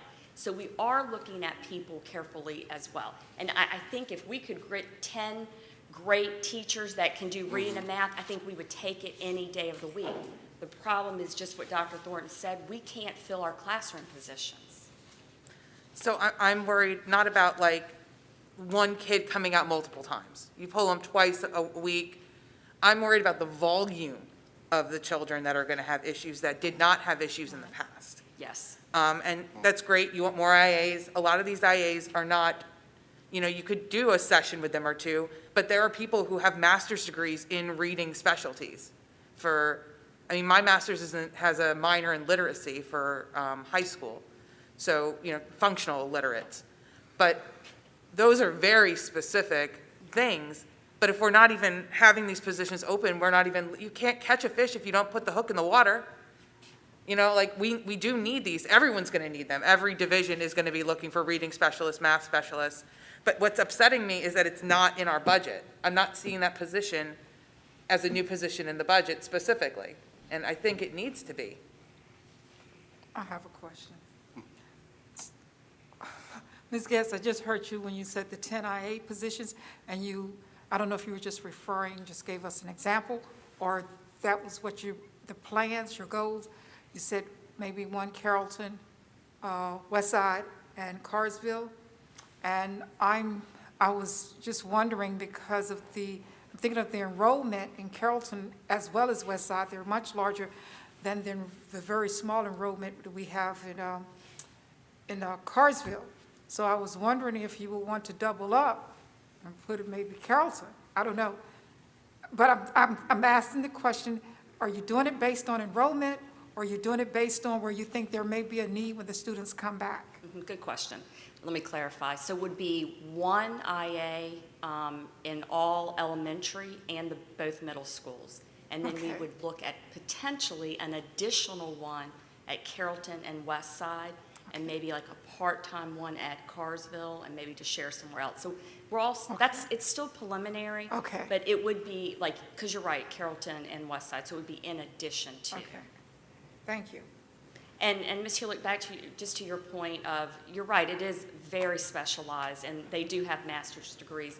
We would not put the IAs out there. Some of the IAs we hire, quite honestly, are teachers. They just don't want to be a teacher. Absolutely. So we would look very carefully at the IAs. Maybe we already have them in our system and we can train them to do what we want them to do, or we find additional ones.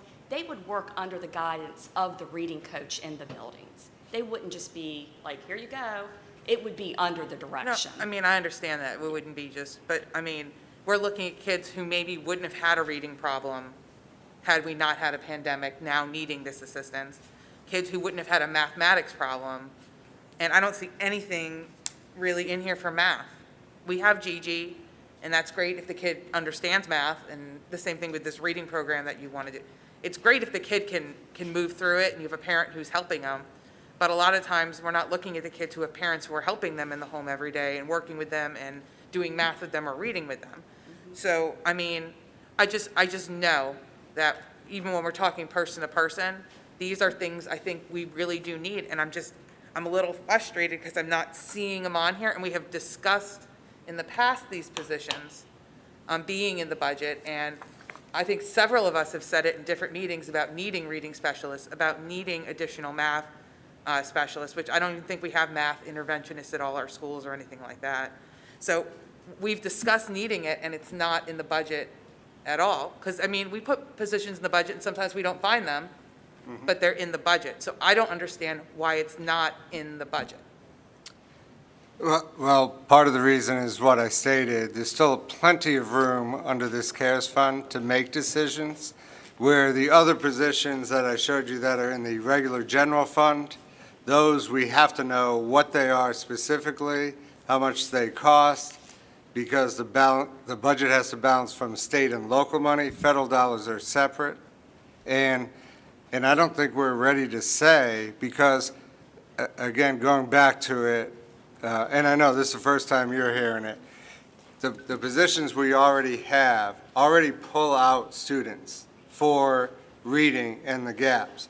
We are going to have additional students caused by the pandemic. We need to see the data that we're going to be getting from the spring and see how many we have. Okay, how many can our existing staff do? How many more do we have? Then we will be able to make a clear decision. Okay, maybe we need to hire 2 reading specialists, and maybe they both need to go to Carrollton. We're going to look at data, not if we have one at Carsville and one here, and that's not equity. And it comes with equity, and an equity lens. That's equality, because we have 9 schools, we're going to put 1 everywhere. I really want to look at the data. So I didn't want to stand up here today, and I made the decision to not commit to positions when we're not prepared to tell you we need those positions. And part of the discussion is, and we still need to have that debate, if we put 10 positions out there that are teaching positions, we do feel like many of our teachers will apply for those positions, and that's 20 minutes with a small group of students scattered throughout a week, like you said, maybe 2 times, versus taking a top teacher away from 25 kids all day long. Those are tough decisions. And so we're just not prepared to say that to you, but what we're prepared to say is we're hearing you, and there's plenty of room in there if we think we need to go that direction. And we need to continue, I think, that discussion. Because I've heard you in multiple meetings saying we're going to need this position, both of them, the reading and the mathematics. I And have. so, I mean, if we know this is going to be a hard one to fill, and find these people who have these qualifications that we're looking for, shouldn't we at least have 1 reading specialist coming up in the budget and 1 mathematic? And if we need more, yes, we have room. But shouldn't we at least be looking, because we know we're going to at least need 1 more in the entire system, correct? Yes, and we can advertise that. We advertise all of these positions. We can start advertising as potential positions. So we can do that. I just don't want to be behind because now we didn't actually, I know you're looking at data and where to go, and I understand that. I'm not saying put 2 at each school, spread them out Right. even, because I know there's more kids at Carrollton than there is in Carsville. So what 1 person can do in Carsville will have a deeper impact than what 1 person can do at Carrollton, just because it's 1 person and the volume of students at that school. What I'm saying is we know we have this need. We know we're going to at least need 1 or 2 reading specialists, and we'd love to get a math specialist in there. I just don't understand why we're not budgeting for it specifically. And I hear what you're Okay. saying, Right. I'm not agreeing with what you're saying. Okay. I would just like to say that when these kids come back, and we test these students, we're going to see things that we have no idea. And I can see where principals and teachers and administrators are going to get together, and they may come up with a plan that we've never done before, because we're going to have situations, we're talking gaps that we've never had before. We might see kids going across the hall to another teacher for something instead of being pulled out for, it's just all different things that we can do. But we really have to look at the data and the needs of what we have, and then we've got some smart teachers and administrators out there that can come up with some different plans to meet the needs that come to us. But it's a hard, I don't envy you guys for what you're having to plan for when you really don't even know what you're planning for yet. And this is the initial superintendent's budget proposal, and we have a work session, and we're going to talk these things out. So this is the time to do that and hear from it. And you are hearing it for the first time. So. Right. All right. The next is proposed reductions. And currently, we have one process facilitator at Westside Elementary School. And if you remember, a couple of years ago, we were going to pilot a couple of these positions, and one went away, I think, with the pandemic. So we only have one left. And we've watched this position function. And this was a suggestion from the instructional team, special education team, and it's what I said earlier, to hire another SPED coordinator to work with a psychologist and do a team of 3 schools where they concentrate in those 3 schools, helping the IEP teams write the necessary remediation plans and move forward as a team and not be spread out all over the county. And so we are eliminating the process facilitator. Now, if we did feel like that was a strong thing, which we don't, it still would have had a major fiscal impact. We would have had to add, if you remember back, all of the principals asked for this. That would mean adding 8 positions as process facilitators to help write IEPs. We feel like this team, and from our instructional team, they feel strong that they can do a better job supporting special education by doing it this way.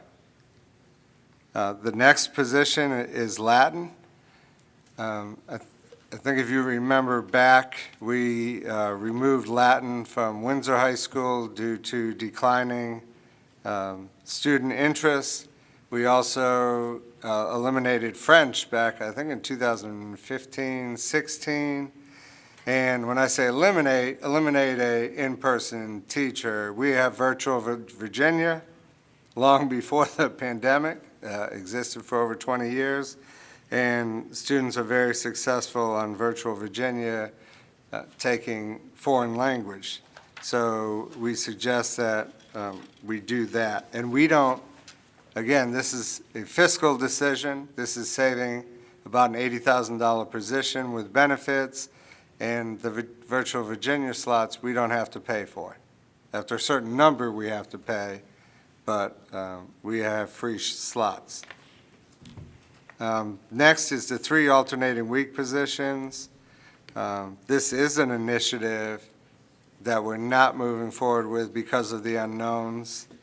But I will say Jeff is looking at different ways to meet the needs of some of our seniors. The alternating week schedule was comprehensive 9 through 12, but he is looking at building trades, food occupations, cosmetology, agriculture and the farm, some of those working areas that maybe seniors have a special schedule where they can still access those programs in maybe more than a double block. So we'll be looking at that too. But that will not have a cost impact. And then an accounting technician, this is in the finance department, and that's just through attrition. And we feel like we can do without that position moving forward. The next is nurses' salary adjustment proposal. This recently came up and was not really in our conversations. We talked about the COLA that you all gave for January, and then we talked about the teacher step and the governor's proposal, and we really talked about that was it. We are losing nurses. If you look at this, that's a minimum salary right now for a starting RN in our system. The same RN level of degree could be working in a hospital setting for $80,000 a year. And I understand that's another 60 days they would be working in the hospital. It's 260 days versus 210 months. And I also understand there's advantages of coming to work for us. So I'm trying to promote nursing too here, is you have a set schedule Monday through Friday, and you're not working weekends, so there's some good benefits, but the cost discrepancy is very large. And I will tell you, back 20 years ago, I've had nurses on the same scale as teachers. And so we are behind the time and need to do something about our nurses, not because of the pandemic. You know, we've added like half-time positions at, I think, West Side in the future, Windsor Elementary. The number of people who are coming through there is tremendous. So this is a plan just to move that minimum to 40,000 next year and then 45 the following year. And that's a minimum. And so the ones we have now, again, would be adjusted for a year's experience. So we don't, they're all RNs. We don't do LPNs in our schools? We do have one, and so the RNs are exempt. We do have one that is non-exempt. So they would not be included here, and our goal is that we have all RNs. Okay. Next for salary. I think I've shared this with you before. We talked about it when the governor's budget came out. He provided a 2% one-time bonus payment. And so we would like to use that money as not a bonus. A one-time bonus doesn't help your VRS. And use that money, and that is a new line item in the budget again. I think it was $300 and some thousand for the step increase for our teacher salary scale. And again, that's not a guarantee just because you're on a step and we want to give them their step increase each year, we have to pay for that. So we are recommending that. And I do want to point out, you may be seeing other divisions giving raises now when they present to their board. But you guys gave an increase, a COLA increase to all employees and adjusted some salaries as well in January. What this did was allow them to get 6 more months of that raise. So where others waited to do it in this budget, so our employees are actually better off getting the raise. So their raise happened over an 18-month period versus a 12-month period. So we feel good about our increase. Next, we wanted to show you this slide. I don't think we've done this in the past. And oftentimes, I think we all do this, we look at our salary and we say, oh, that's all I'm getting paid. These are benefit costs that we pay out in the division. Health insurance, over $4 million.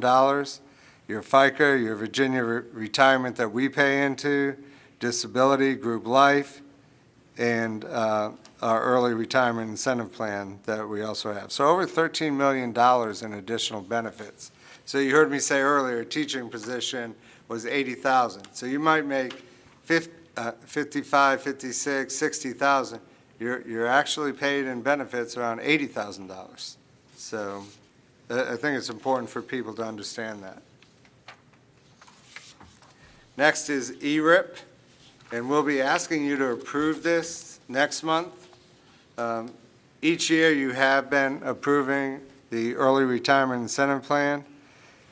And we just wanted to show graphically what this is. We talk about it every year, and I think Steve did a nice job putting this together. So the ERIP cost you see is in blue. The reason it goes up every year, and this year is about $193,000, is because it's a 5-year plan for employees to give 25 days as a sub to work with us. So as we keep adding people who retire to this plan, the cost will go up. But what we gain from that in that bottom orange is the sub pay. These are subs who would have to pay anyways, but now we have our quality teachers who just retired, who know our system, they know our kids, they know what we do, and you can't replace that. But what you also see in yellow is these teachers have to have 30 years experience. So they're at the top of our scale. And unless we replace them with a top-of-the-scale teacher, there's savings as well there. And so that's what we're showing there. And I think we used a 15-year teacher. So if we hire someone with 15 years experience, we're seeing all of those savings. So we think it's a great program to have and offer our teachers for 5 years after they retire. The next slides are just the summaries. I'm not going to read all of the dollars, but you see basically the total revenue, for next year is $69,766,356. And that's all, that's not just the general fund, that's all your federal dollars, your food service, that's everything. And then, of course, that has to balance. And so you see the breakdown by category, and the bottom line total is the $69.7 million. And you see the different categories. Now, this is a little different this year, and you'll probably have questions when you go through the booklet that you've received. If you look at administration, attendance, and health, you see that's going down dramatically. Well, the only reason that's going down dramatically is a lot of the money through the CARES Fund, that $540,000, was put in that category to be spent out. So it's not necessarily we added to administration. It's really the CARES funding.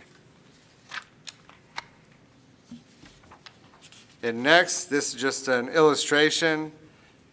So you see the breakdown. Instructional services is 76% of our budget.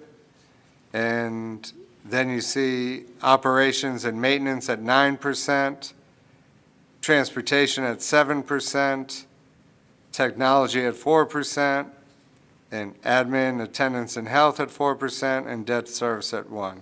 So it really shows the majority of the budget is in instruction, and that's what we do. And this was a nice graphic, Steve, and what he wanted to just show is and illustrate all of these things, even though instruction is the largest. We have a graduate there.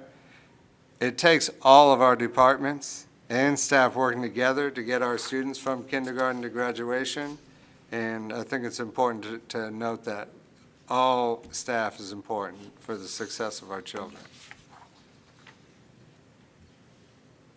Our calendar, the work session is scheduled for Tuesday at 10 a.m. at the courthouse. So we will have those discussions.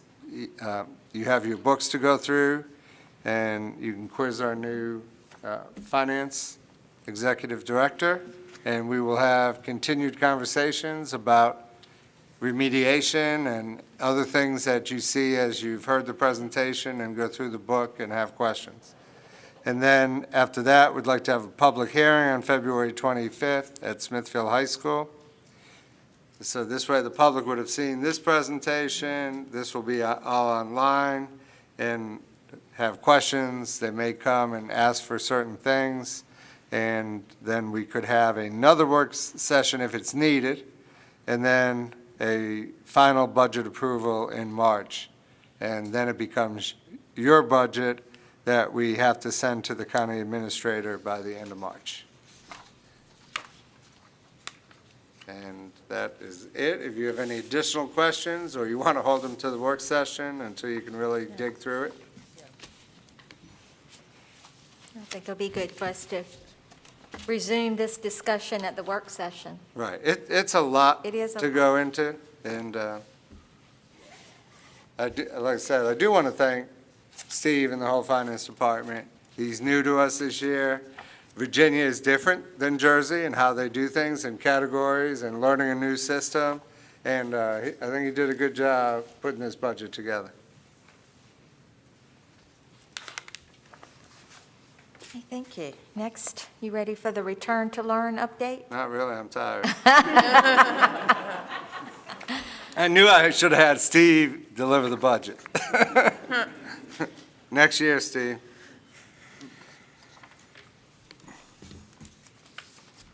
Tuesday's coming, Steve.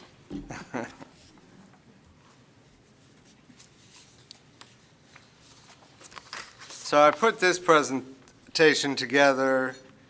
We talk about Return to Learn every month, but I was recently asked to share our Return to Learn plan with all of the state superintendents this past Tuesday on a Zoom call.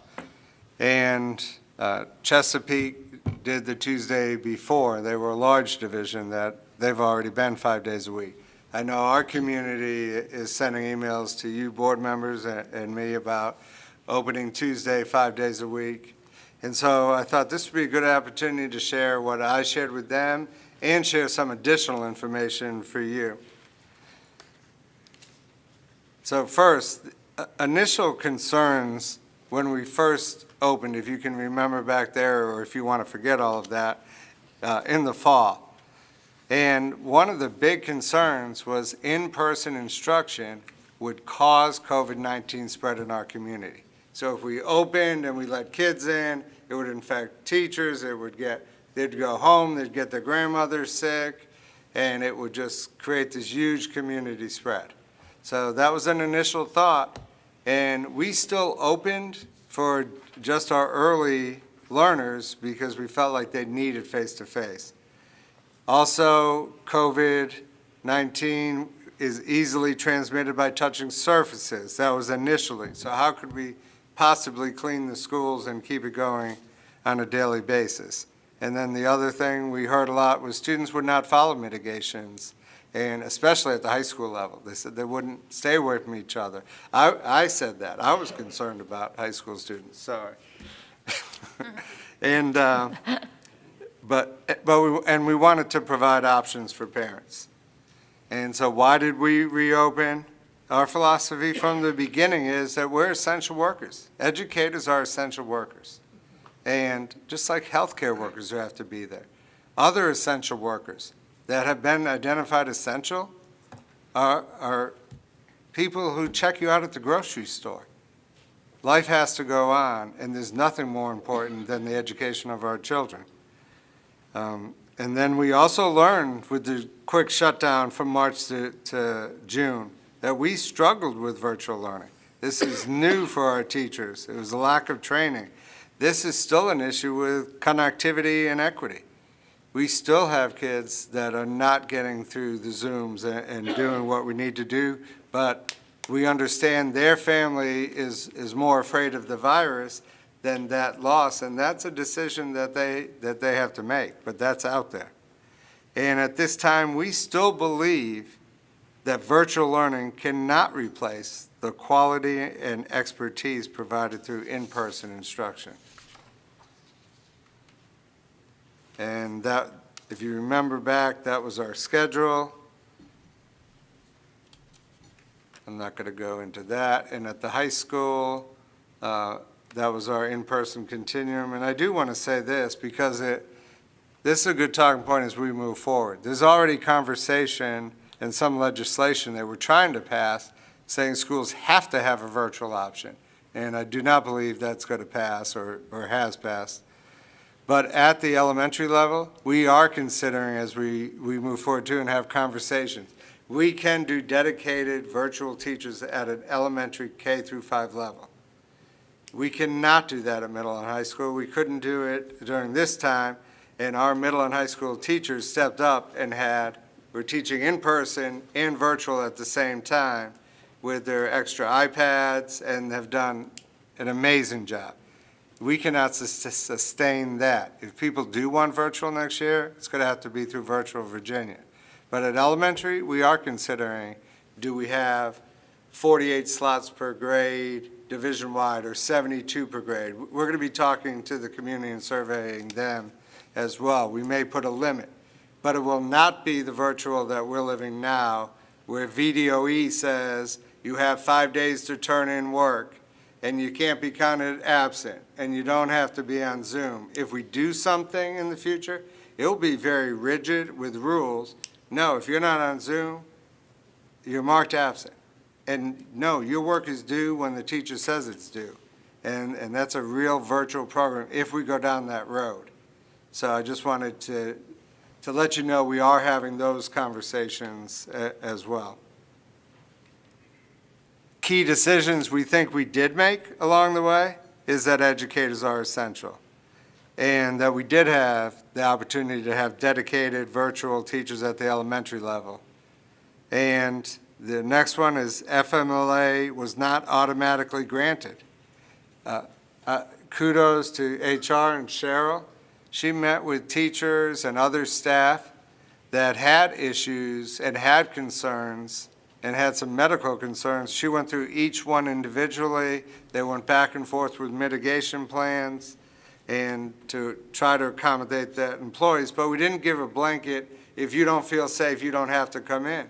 And I'm going to say lots of people did that across this country, and you guys see now where there's teacher unions like in Chicago, and they don't want to come to work after a year with no kids there. So you can't just have this blanket fare. So I think we did a good job with that, and our teachers did a good job with that. And the mitigation plan was approved by Western Tidewater. They came and talked to the board early on and said, we have a good plan, we think it will work, and it has worked. And then contact tracing, we were trained with that. We're still hearing divisions that don't do their own contact tracing, and some that said they can't do their own contact tracing, and that's why they're not open. And again, our nurses have been trained in that. They've been doing a great job with that. There's so many people that I could name behind the scenes that have made us successful. And transportation, I think, Ms. Tynes, I think you hit on that earlier with Lee. But I will tell you this, I'm a little concerned with transportation as we go to 5 days a week, because we are getting requests, and I still want to encourage parents, please drive your children, if at all possible. Because right now we are 1% or less, and we hope we don't get to more than that. I know Lee's been looking at those numbers carefully as we move forward, but that's a concern. Dr. Thornton, I have a question. With the parent pickup, I know even now, before the 5 days a week, pickup is a challenge with the long lines. Do we have plans for that in place?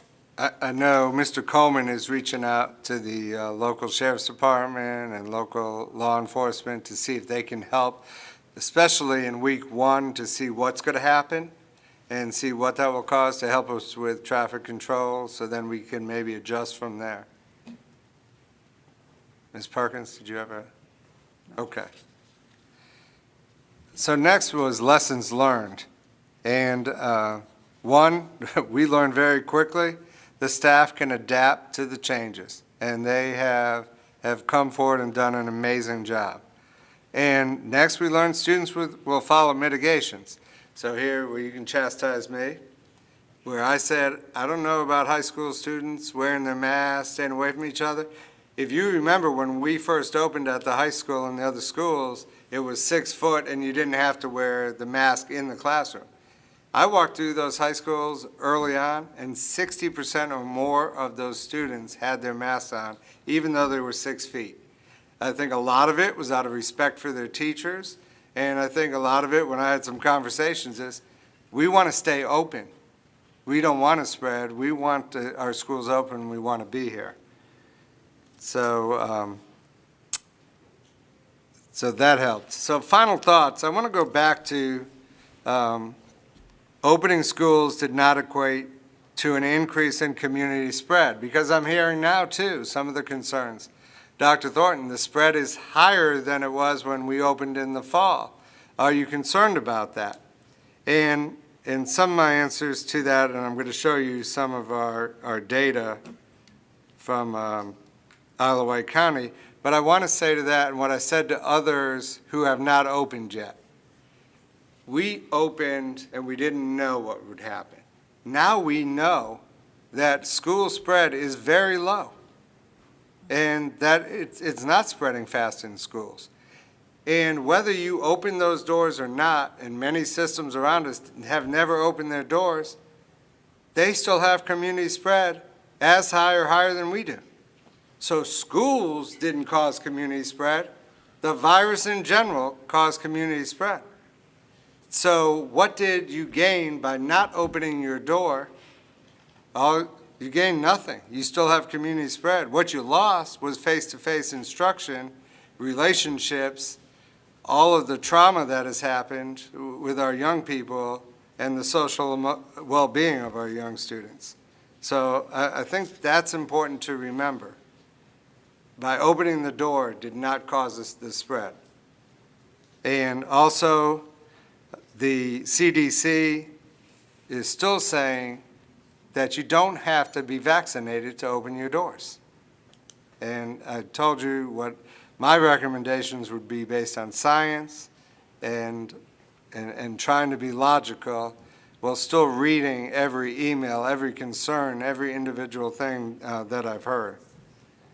So next I wanted to show you, this is a map, indicators, and this is on February 9th. And you know, the colors of red are high, green is good. This is the 14-day percentage. And I don't know if you can see Isle of Wight, but it's red. And so for the 14-day average of percentage, we're red. This slide goes back to February 7th. This is the 7-day trend. And you see here, we were orange, which is slightly better than red, but you see a lot of people around us were trending down into the greens. Then go back, this is February 9th again, but the 7-day. So we were red for the 14-day trend, but in the 7-day trend, now we're light green. Then if you go to yesterday, we became dark green in the 7-day trend, which is even better than light green. Then if you go to today, we are dark green, and the drop is 27.1% drop on the 7-day trend, which is a large drop. Now, that doesn't mean it won't go up 15% tomorrow, but the 7-day trend is pretty clear of green, and we're trending downward, which is a good sign. And next, I think, Ms. Eulich, you had asked me for pictures. Here's a picture, I believe this is at Hardy. And we took this, I think, when they first got the desks and filled it up with students. So this shows the spacing. There's actually 24 desks in there, and they're not 6 feet anymore if you have 24 students. Not all of our classes have 24 students. In fact, division-wide, very few have 24 students. So this was 24. At Carrollton, it is mostly between 22 and 24, isn't it? Or at least it was before the I pandemic. believe, I have the numbers, but I believe there was 3 at 24 at Carrollton. And then the other ones were close behind it. And then they range from 16 to like 22. Oh, because half of them are still virtually learning roughly, or 40-something%. Right, some are, yes. So this kind of gives you a sense of what it looks like, and this is what it looked like when Susan and I visited Chesapeake. This is a classroom at Windsor, and so I wanted to point out here too, because some of the people, again, are concerned about less than 6 feet. This classroom, we filled up the desks with some students from another classroom, but prior to that, this has, I think, 22 desks. There were 16 students in that classroom already on A day, because when second semester started, we did have an influx of more in-person. So they were already less than 6 feet for the last couple of weeks that we've been in session, many of our classrooms. And where is this at? That was at Windsor? That's at Windsor Elementary School, yes. So I just wanted you to see those things, see the maps, see some of the data that we look at all times, see some of the conversations that we have about, you know, opening the schools did not cause a spread in the community. There's still a community spread. If you look at just the 14-day cases for the whole state, the state's red. Most of the country is. So that is a fact that we're dealing with. And I will say one more thing. I will say one more thing that is important to, so as we open and you are less than 6 feet, one thing that we're going to specifically look at to make decisions as we move forward is now we have put you closer, so when we do have cases, and we still are going to have cases, that 6-foot circle for quarantine, now I may have to quarantine more kids for 10 days. So as we go through the next couple of weeks, if all of a sudden I'm quarantining a lot more children, that defeats the purpose of being open 5 days. So that is like the key factor that we're really going to watch as we see what happens over the next 2 weeks and as we try to make decisions for middle and high school as we move forward. I do have a question. When we talked about busing in the beginning of last year, like August and July. You said that plexiglass doesn't work on buses. How is it different in a classroom than a bus? I mean, I'm not asking to be like, I don't know. Right. So the reason it's not like a true mitigation that they want to say that this will work is, let me give you a couple examples. So for reading, when you have a small group with like 3 kids in front of you, we have the plexiglass and both are wearing a mask. So your spray, it could still go over, but there's less chance of any kind of aerosol going back and forth. So what the VDH has told us is you can work with a child for up to 30 minutes and then you won't have to quarantine in that setting. So it's not an end-all, but it will help some of the aerosol. So that's why we offer it to some of our teachers if they want the plastic shields on their desk. It could help some, It still is not going to keep us from quarantining students. And on the bus, same thing, it could help some.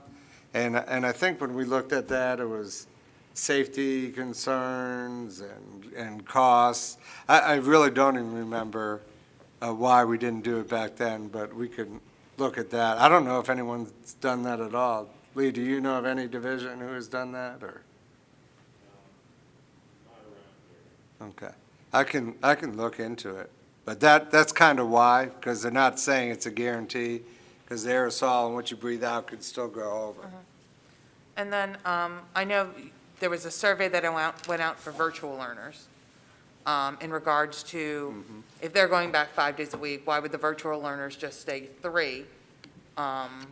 So do we have results from that? Do we have a plan for the virtual we do. learners in this as well as we return to the 5 days? Yes, we do. So we surveyed the elementary schools. Are they happy with 3 days? Would they like 4 days? Would they like 5 days of live Zoom sessions? Right now, they get 3 days of live Zoom sessions. 2 days is the asynchronous work. So we were trying to determine, what do our parents want? Our parents want to keep it the way it is. Across the division, about 72% said keep it the same, 3 days of live Zoom. 18% 4 days, 10% 5 days. So our parents don't want to change the schedule. And I'll just give you, I just looked through all the comments because we did leave it open-ended.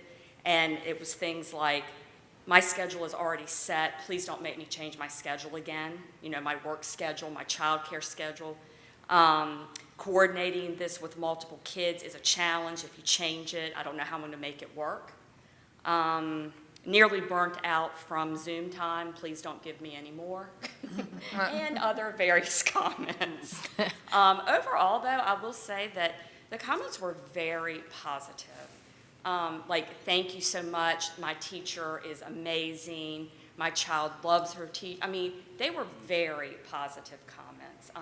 And a few of just feedback of, here's some things you could do better. But they were very, very kind comments for the most part.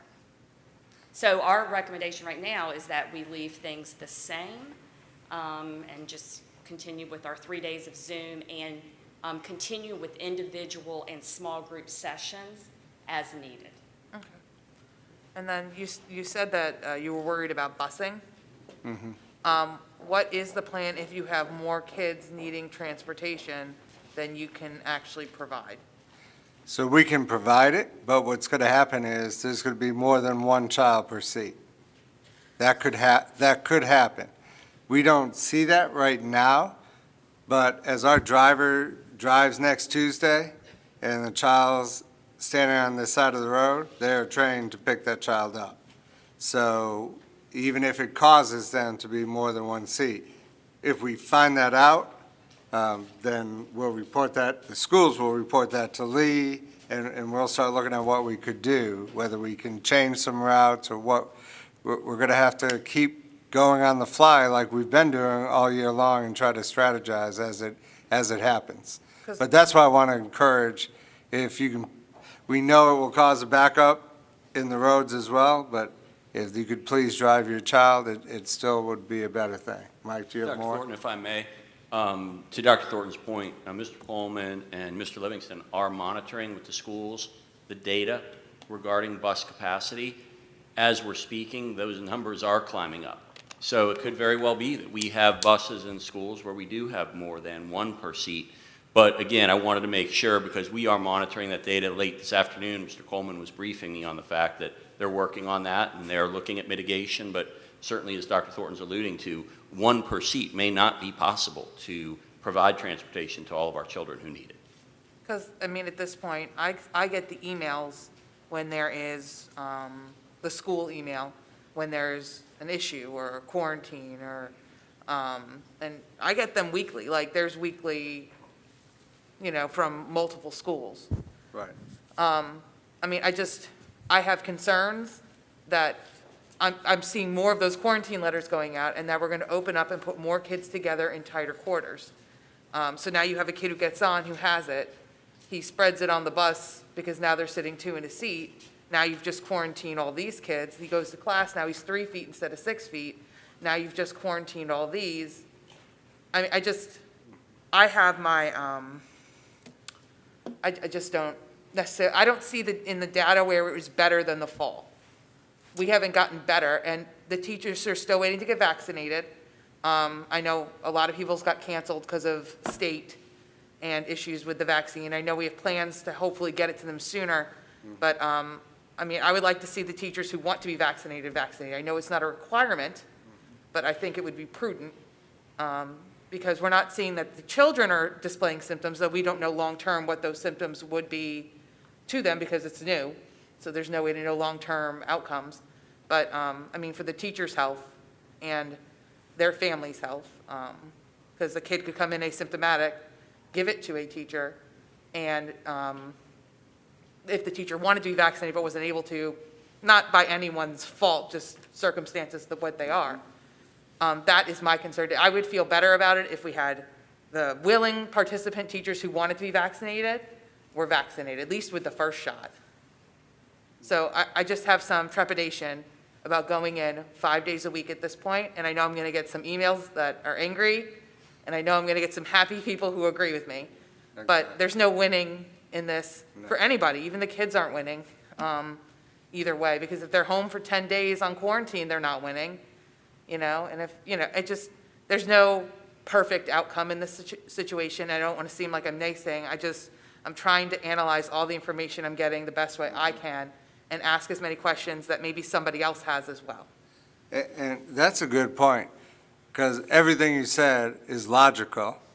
And so, and I think that's why, like Chesapeake, and we were asked to present to other superintendents. Chesterfield is presenting, and they're going to 5 days.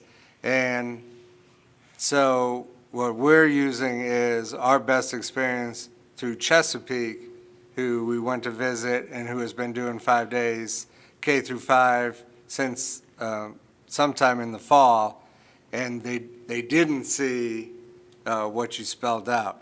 I don't know why, and again, we don't know why, when all these other schools have opened their doors, why it didn't happen. So that's why we feel like we have all the mitigations in place. We've been doing well with them, that hopefully we will have the same results of Chesapeake, with everyone knowing that from the beginning, this was a continuum of possibly temporary remote, possibly 2 days a week hybrid, and 5 days.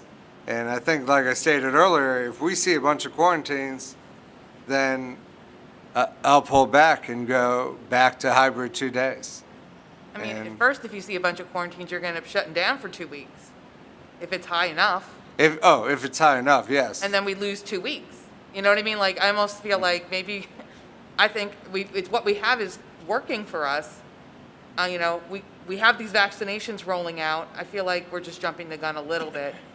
You know what I mean? I just don't want to jump too fast and then end up going way back. You know what I mean? Okay. And it's not my call, because it's yours and your team call. The school board voted on that. But that's my personal opinion on it. Yeah.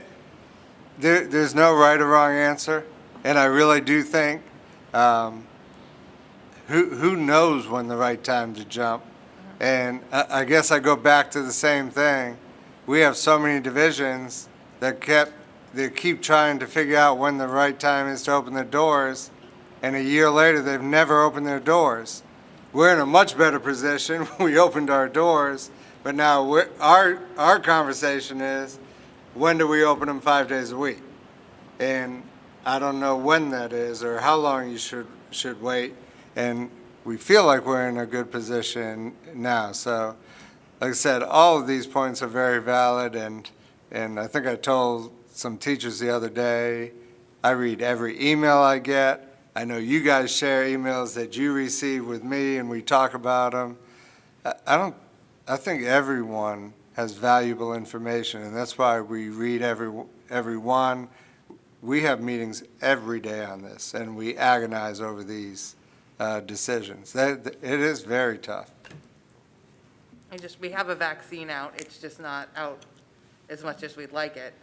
Right. I would feel better for our teachers' sake if we could have that vaccine to anyone who wanted it. Obviously, there are going to be people who don't want it, and I'm not making anyone do it, but I know a lot of the teachers would feel more comfortable with that because that's been one of the things I've been hearing from the teachers. I want my vaccination, it got canceled. I'm worried about the 5 days because I want this vaccination first.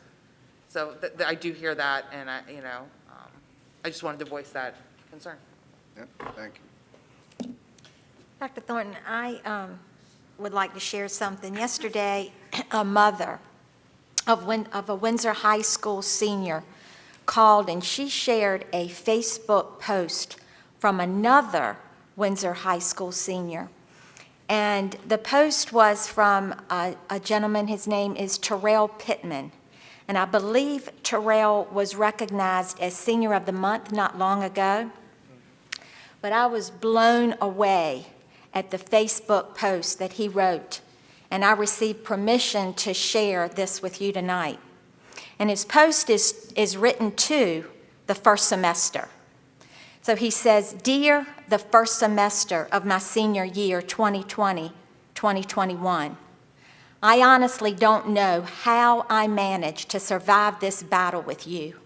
You beat me up 1,000 times and constantly knocked me down. You caused me so much stress and procrastination that at one point I thought I was depressed. You lessened my interest in my education and made my grades plummet to the floor. You watched me and my friends give up countless times, and you made us all lazy. You caused us to hate the school that we used to love and just took everything away from us. You see, the thing about me is I'm always being involved, and I'm always smiling and laughing. I'm always the positive person in everything I do, but you took that away from me. You took away my friends, and you took away my happiness. Nothing was there to replace the pep rallies and fill the times that I would usually spend being productive. The lack of normality this semester has caused me to become someone that I am not. I started getting out of shape, staying in bed all day, being on TikTok all day, and just ignoring my work because I would do it later. And once I got behind, I just lost all hope because I thought there was just no coming back. I started being okay with zeros and accepting the grades that were horrible because I just didn't care anymore. I almost accepted my first B ever because I thought I was trying my hardest, and I was wrong. Although you have been a burden on my life, I am extremely grateful for you. Out of all the negativity you have caused in my life, there were some great things that happened. After breaking me down to the bone, you unlocked an extremely strong person. You allowed me to see how down bad I was, and furthermore motivated me to push through these hard times. After the semester, I've come out stronger than I ever thought I could be. I stayed up well over 24 hours multiple times throughout the week just to turn in my work and get my grades back on track. I went from 60s and 70s to straight A's again. To make it simple, I won. You tried to beat me, but I won. I didn't quit. I didn't give up. I just kept getting up after you kept knocking me down. If you made it to the end of this post, I just want to thank you. Thank you for just listening to an ounce of what it's like being a senior this year. If you know any seniors or any students really, please just stay in contact with them and send them a few encouraging words. Tell them you're proud of them and that they've never tried their hardest. No, and that they've tried their hardest. It's been tough for them, and I know they could use it right now. With that said, I'm glad to go into second semester with a positive outlook.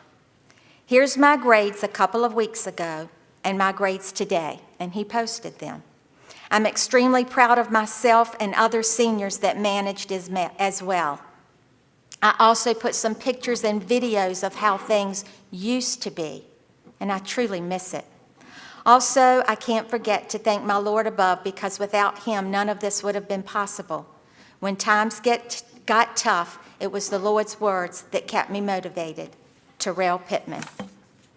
This young man, a senior at Windsor High School, was able to rise above this extremely challenging semester, but he won.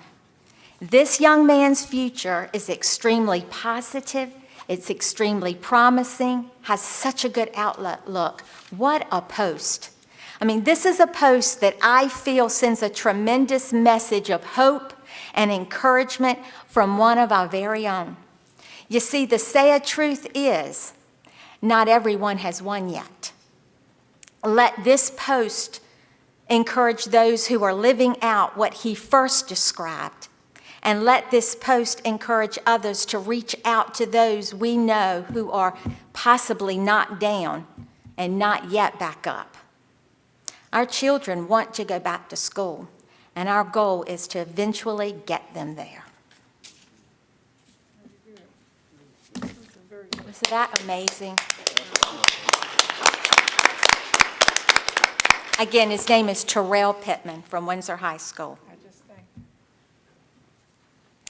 Okay, at this time, we have moved down to action on our closed session items. And the first one is the personnel report. And remember, if anyone wants a physical copy of the personnel report, you can ask for one before or after the meeting from the board clerk, or download it from board docs. So we need a motion to approve the personnel report. Madam Chair, I make a motion we approve the personnel report and addendum. Second. Okay, this is a motion that has been made and second, and it is to approve the personnel report as presented, because we have the other coming after this. They're together. They're together. They are together? They're together. Okay. All right, I'm sorry. Thank you. Oh, I thought you said the consent agenda. I'm sorry. Nope. So did you get that motion? All right, let's vote.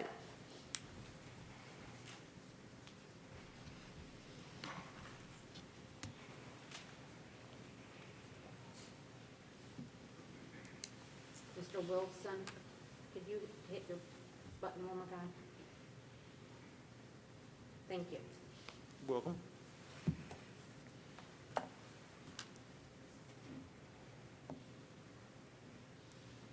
Okay, motion carried.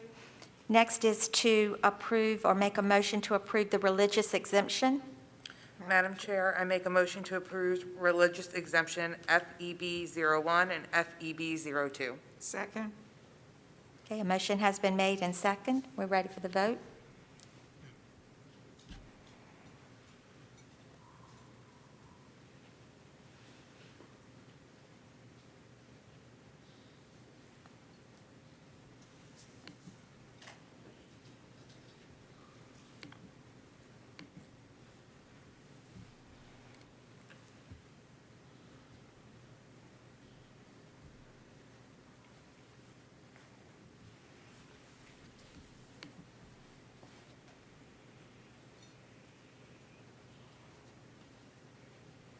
Okay, motion carried. Next, we need a motion to approve the consent agenda. Madam Chair, I'd like to make a motion that we approve the consent agenda as presented. Second. Okay, we have a motion. It has been seconded.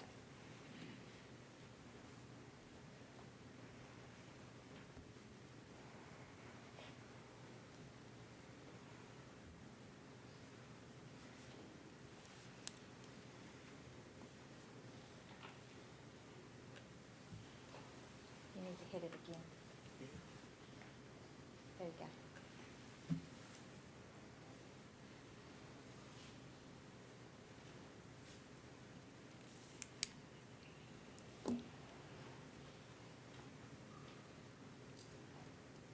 Okay, motion carried. Next is board member request and comments. Madam Chair, I'd just like to mention that next month I have the opportunity to present a solution to a problem I've been hearing a lot about in the high schools lately. A lot of students, while we have amazing electives and CTE courses to offer, a lot of students are choosing not to take them because they fear their GPA will be dropping because of it. For instance, a Theater 1 and a Theater 4 are currently weighted the same 4.0 GPA, and students really aren't getting the recognition they deserve for the work that they do in these higher level electives that they stuck with their whole high school careers. So I'd like to present my solution to this current predicament that will hopefully encourage students to appreciate the amazing electives and CTE courses we have to offer. Okay, thank you. I spoke enough tonight. Do you have anything to say? Okay. Well, I know one thing. We did receive a lot of goodies up here. This is from Smithfield High School Student Council Advisory. We've got lots of goodies up here. I want to thank you for that. And I just want to say that I've reviewed the Family Life Education Policy IGAH, and I know in the spring that's when this is something that we do. And it does state in the policy that parents and guardians have the right to review the family life education program offered by the school division, including written and audio-visual education materials used in the program. Parents and guardians also have the right to excuse the child from all or part of the family life education instruction. So with that being said, I know we have to make sure that we make this easily accessible for our parents. Now, it used to be, years ago, that we would send home the grade level objectives, and specific information was mailed home to the parents annually, so they would have time enough to allow parents to review the information and make informed decisions on the family life education for their child. Now, with today's technology world, I think that we can do better than that.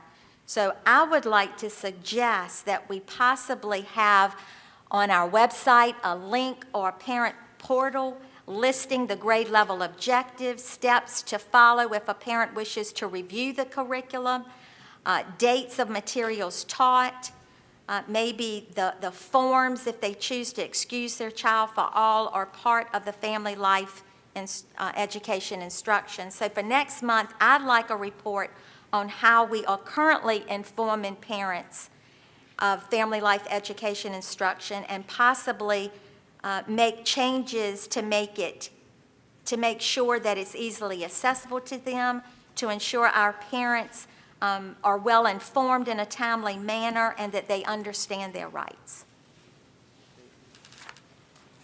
And again, our next meeting is February the 16th. This is our school board work session, and this is at the Board of Supervisors meeting room, and this is at 10 a.m. And then on February the 24th at 9 o'clock, we have our FOIA training. Is this at the central office?